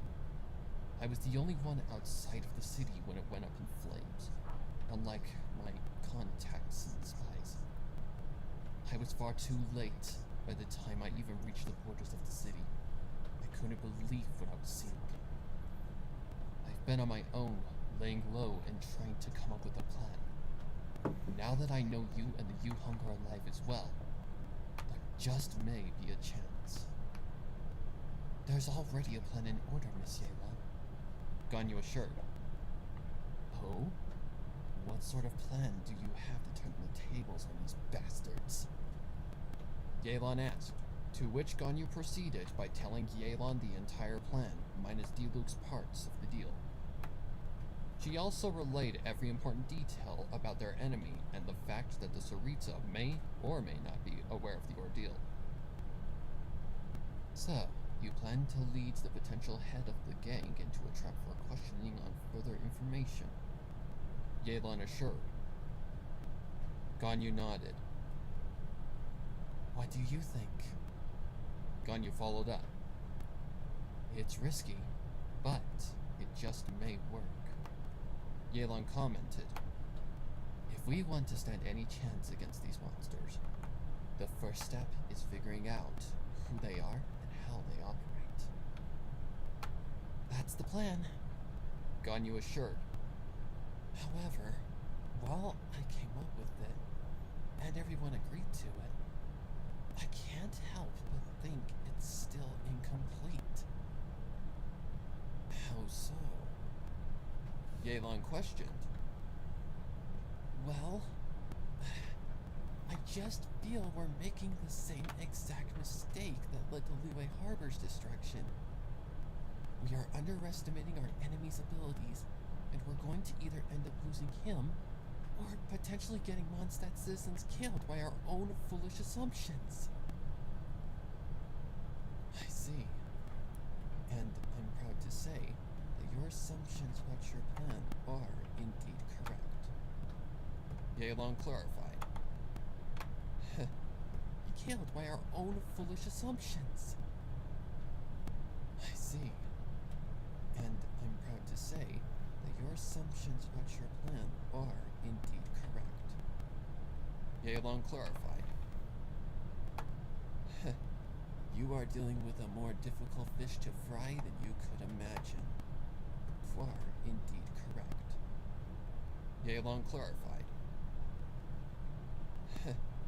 You are dealing with a more difficult fish to fry than you could imagine. Fortunately for you, I can help in that regard.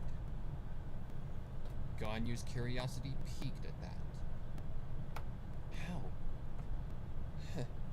You are dealing with a more difficult fish to fry than you could imagine. Fortunately for you, I can help in that regard. Ganyu's curiosity piqued at that. How? Ganyu questioned. Not out here in the open. Let's fetch the Yuhong, then head to my camp. Yelan replied. We'll talk then. Ganyu nodded, then started to lead Yelan back to where Kuching lightly was awaiting her return. It took about 10 minutes to reach the hidden cave, but upon Ganyu breaking the seal to let Yelan pass, they came to the sight of Kuching, currently attempting to relight the fire. She smiled upon seeing Ganyu, but immediately jumped in absolute disbelief upon seeing Yelan. Am I seeing things? Or is Yelan of the Ministry of Civil Affairs in our presence? Kuching asked. Okay, It's now good to see you too. now we're back to this. See, that's a good chunk right there, already extinguished.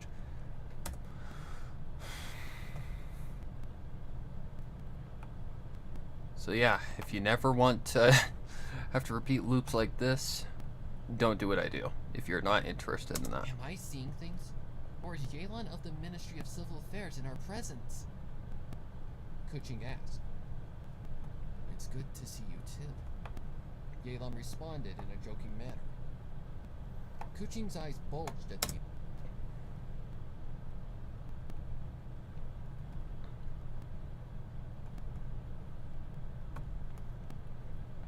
I know a lot of people like Yelan, so they're gonna be happy to hear that she's alive. Oh, jeez. 1, 2, 3.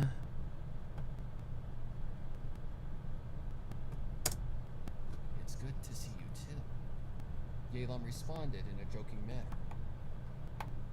Kuching's eye to see you too. Yelan responded in a joking manner. Kuching's eyes bulged at the answer, exhilarated in joy that there indeed was a survivor of that tragedy. I can't believe it. Kuching exclaimed in happiness. Ganyu, you not only found a survivor, but one of the most helpful for our current situation. And 2 bird eggs for breakfast. Ganyu added shyly, presenting her bounty. Okay. This one can be turned into a conversation.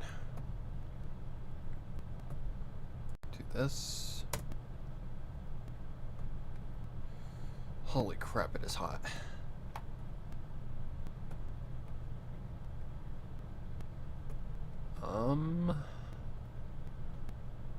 Can't believe it. It's right here, right? Kuching. Yep. And 2 bird eggs for breakfast. Okay, reconnected. Ganyu added shyly, presenting her bounty to Kuching. Okay. Kuching felt a blush adorn her cheeks at the sentiment as Yelan spoke up.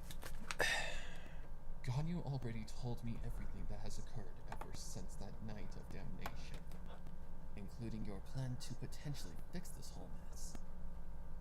Yelan assured.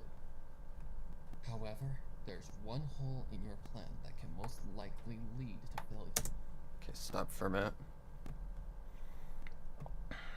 Making use of sample. Sorry, my internet must have dipped or something. I don't know. Weird.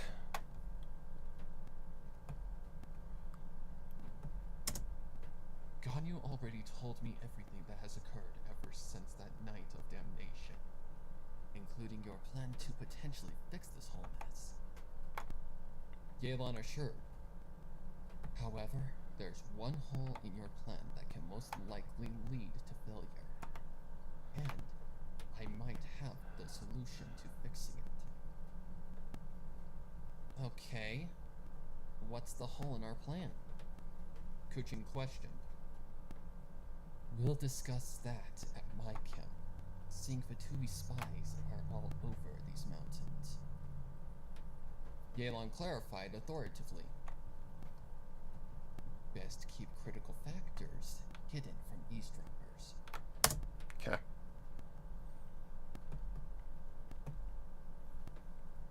Oops. Do that.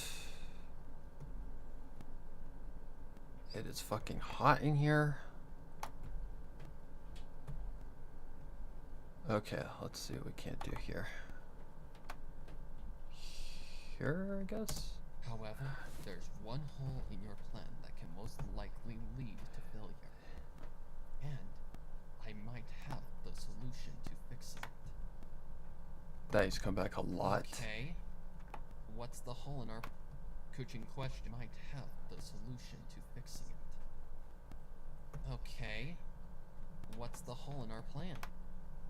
Kuchin questioned. We'll discuss that at my camp, seeing Fatui spies. Hole in our plan. We'll discuss that at my camp, seeing Fatui spies are all over. What's the hole in our plan? We'll discuss that at my camp, seeing Fatui spies are all over these mountains. Yelan clarified authoritatively. Best keep critical factors hidden from eavesdroppers.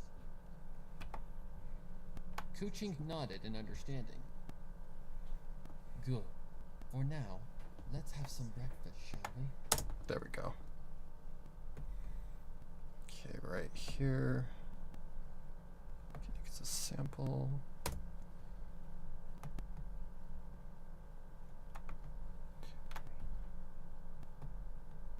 See if that works. Keep critical factors hidden from eavesdroppers. Kuching nodded in understanding. Good. From eavesdroppers. Kuching nodded in understanding. Good. For now, let's have some breakfast, shall we? Yelan offered, taking a seat. In our time eating, I can get the Yuhong all caught up to speed with my side of things. From there, we'll relocate to my camp and discuss matters there. With a simple nod, the group reignited.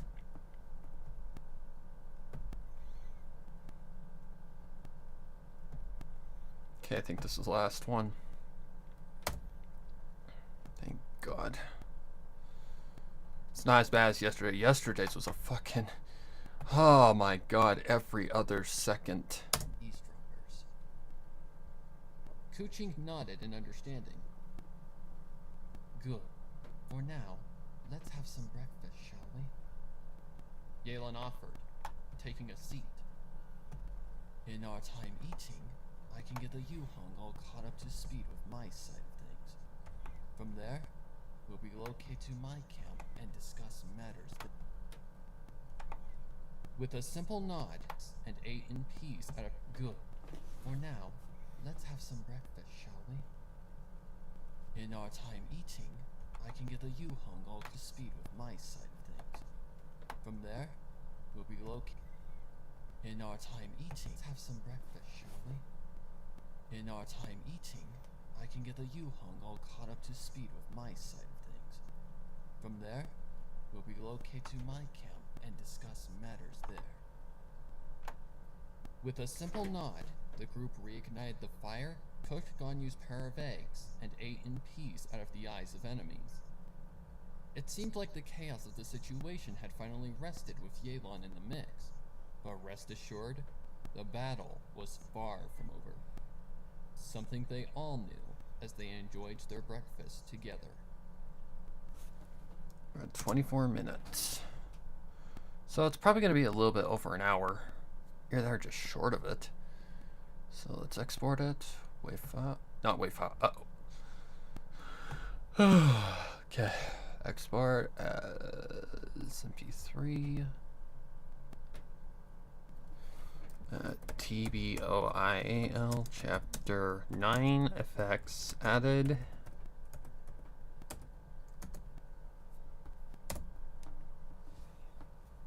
Jokes aside, I sometimes question why people are like this. Why are people so nasty online, like that group and etc. It makes you wonder just why. Because how do I explain this? Because with a keyboard and a computer, you can do anything. You can say whatever the hell you want to them and not like have to worry about them like punching you in the face or whatever. They are safe behind a computer and screen. So they feel compelled that they can do whatever the hell they want because they ain't gonna get in trouble. That's why. Social media can either make or break people, or both. Luckily, I don't let fame go to my head. I don't even consider myself famous by any means. Am I talented? Am I, a content creator? Yes, I am talented. Otherwise, I wouldn't be doing this right now. But other than that, I don't really, I don't let fame go to my head. I realize I'm a human being. I'm just as vulnerable as anybody else. Have I said things that I regret? Yes, everybody has. Absolutely, I've said things that I regret. Have I ever made mistakes? Absolutely, everybody has. Nobody's perfect. Which means, and it's like I said, don't ever take your followers for granted because they are what make you, you. So I always try to just treat my followers as if I were myself. Hang on. Do I have a short? No. And that's why I just look at those people and go, I just shake my head. Because they're trying to... They let something that shouldn't even go in your head to their head. I don't understand. We're all human. We can all die from the same exact thing. Like, we can make or break ourselves, I don't understand why people think that they're invincible.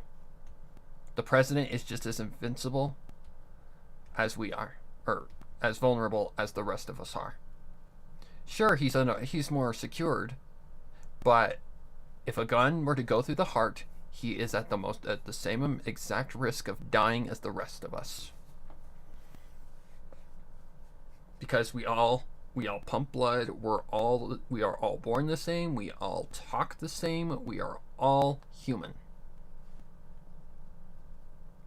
Nobody is better than another person. So respect people and spread kindness. Because we need it right now in this fucking world. I always try to stay positive. That's why I don't like posting things like, drama on my channel. I'm here to entertain people, not to spread drama around. Nor do I even intend to spread drama, because I hate drama. But if it involves me, I have no choice but to fight for myself, right? So I will put out pedo alerts. I will retweet bad people that need to be, made aware this person is a bad person. I will do that to keep my followers safe. Because I know that I'm known in the pony community, so people will see that retweet. 8K may not be very many people in the world, in the case of the world, like population, but it's still a number. So those people will see it and they will spread the message.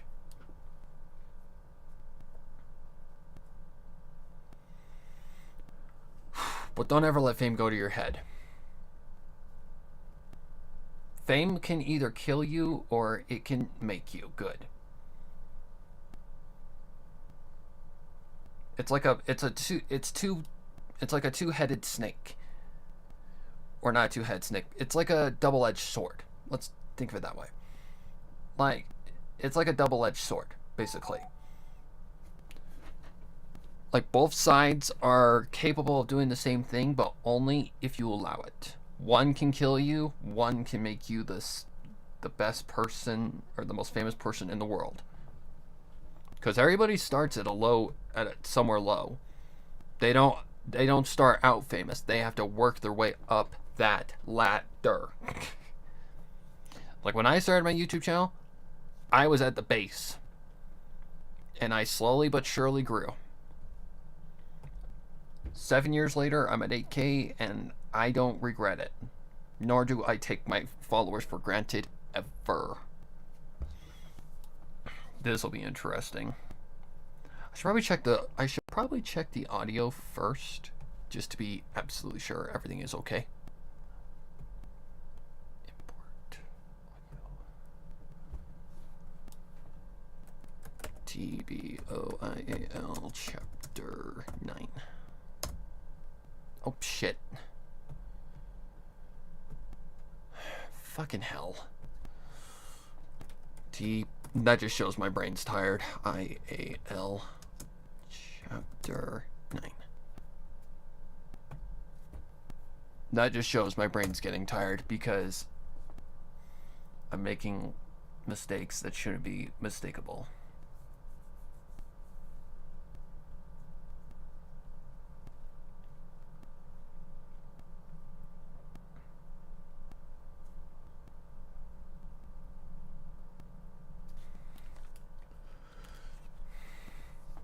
It's like one time I got a comment on FimFiction of someone saying that judging from what I write, keep in mind, judging from what I write, they thought that I had problems.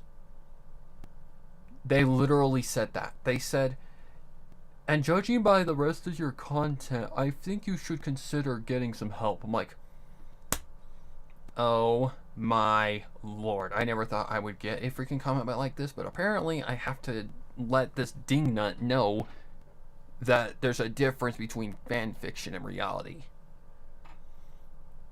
So I did. I drove into him and basically said, dude, really? You're assuming me basically someone who has psychological problems because of my content? Keep in mind, this is fan fiction, you dingnut.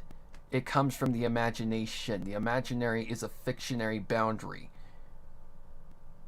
If you judge people based off of their content, Stephen King should be in jail.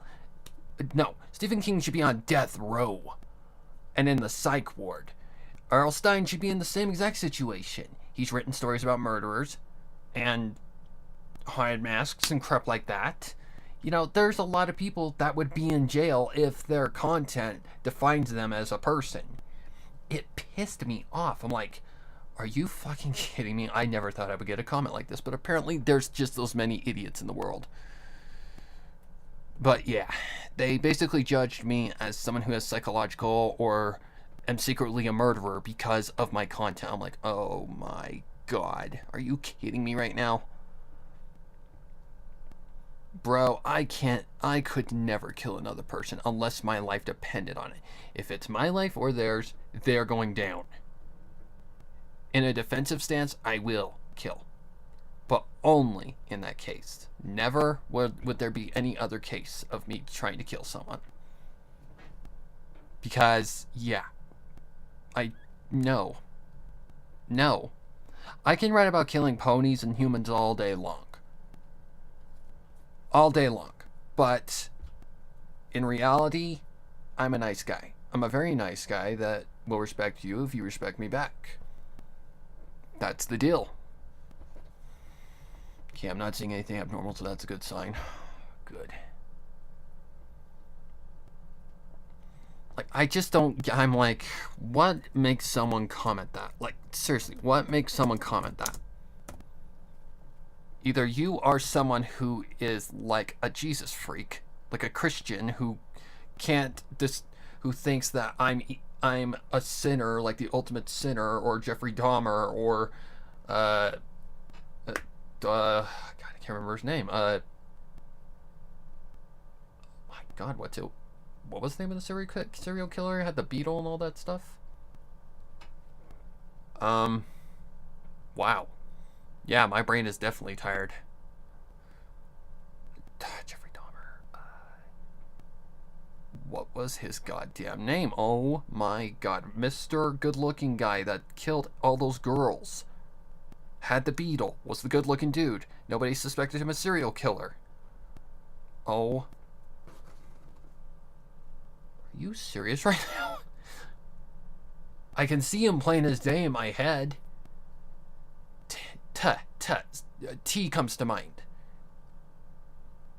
Was it Tom? Oh my Lord.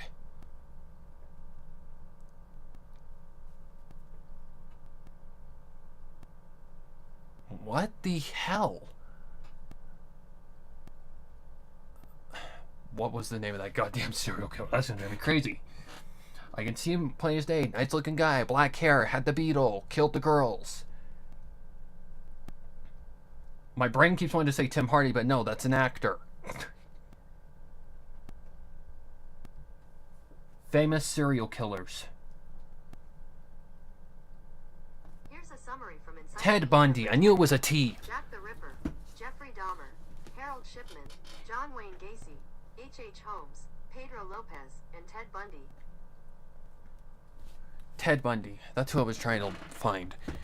But yeah, that whole shabacle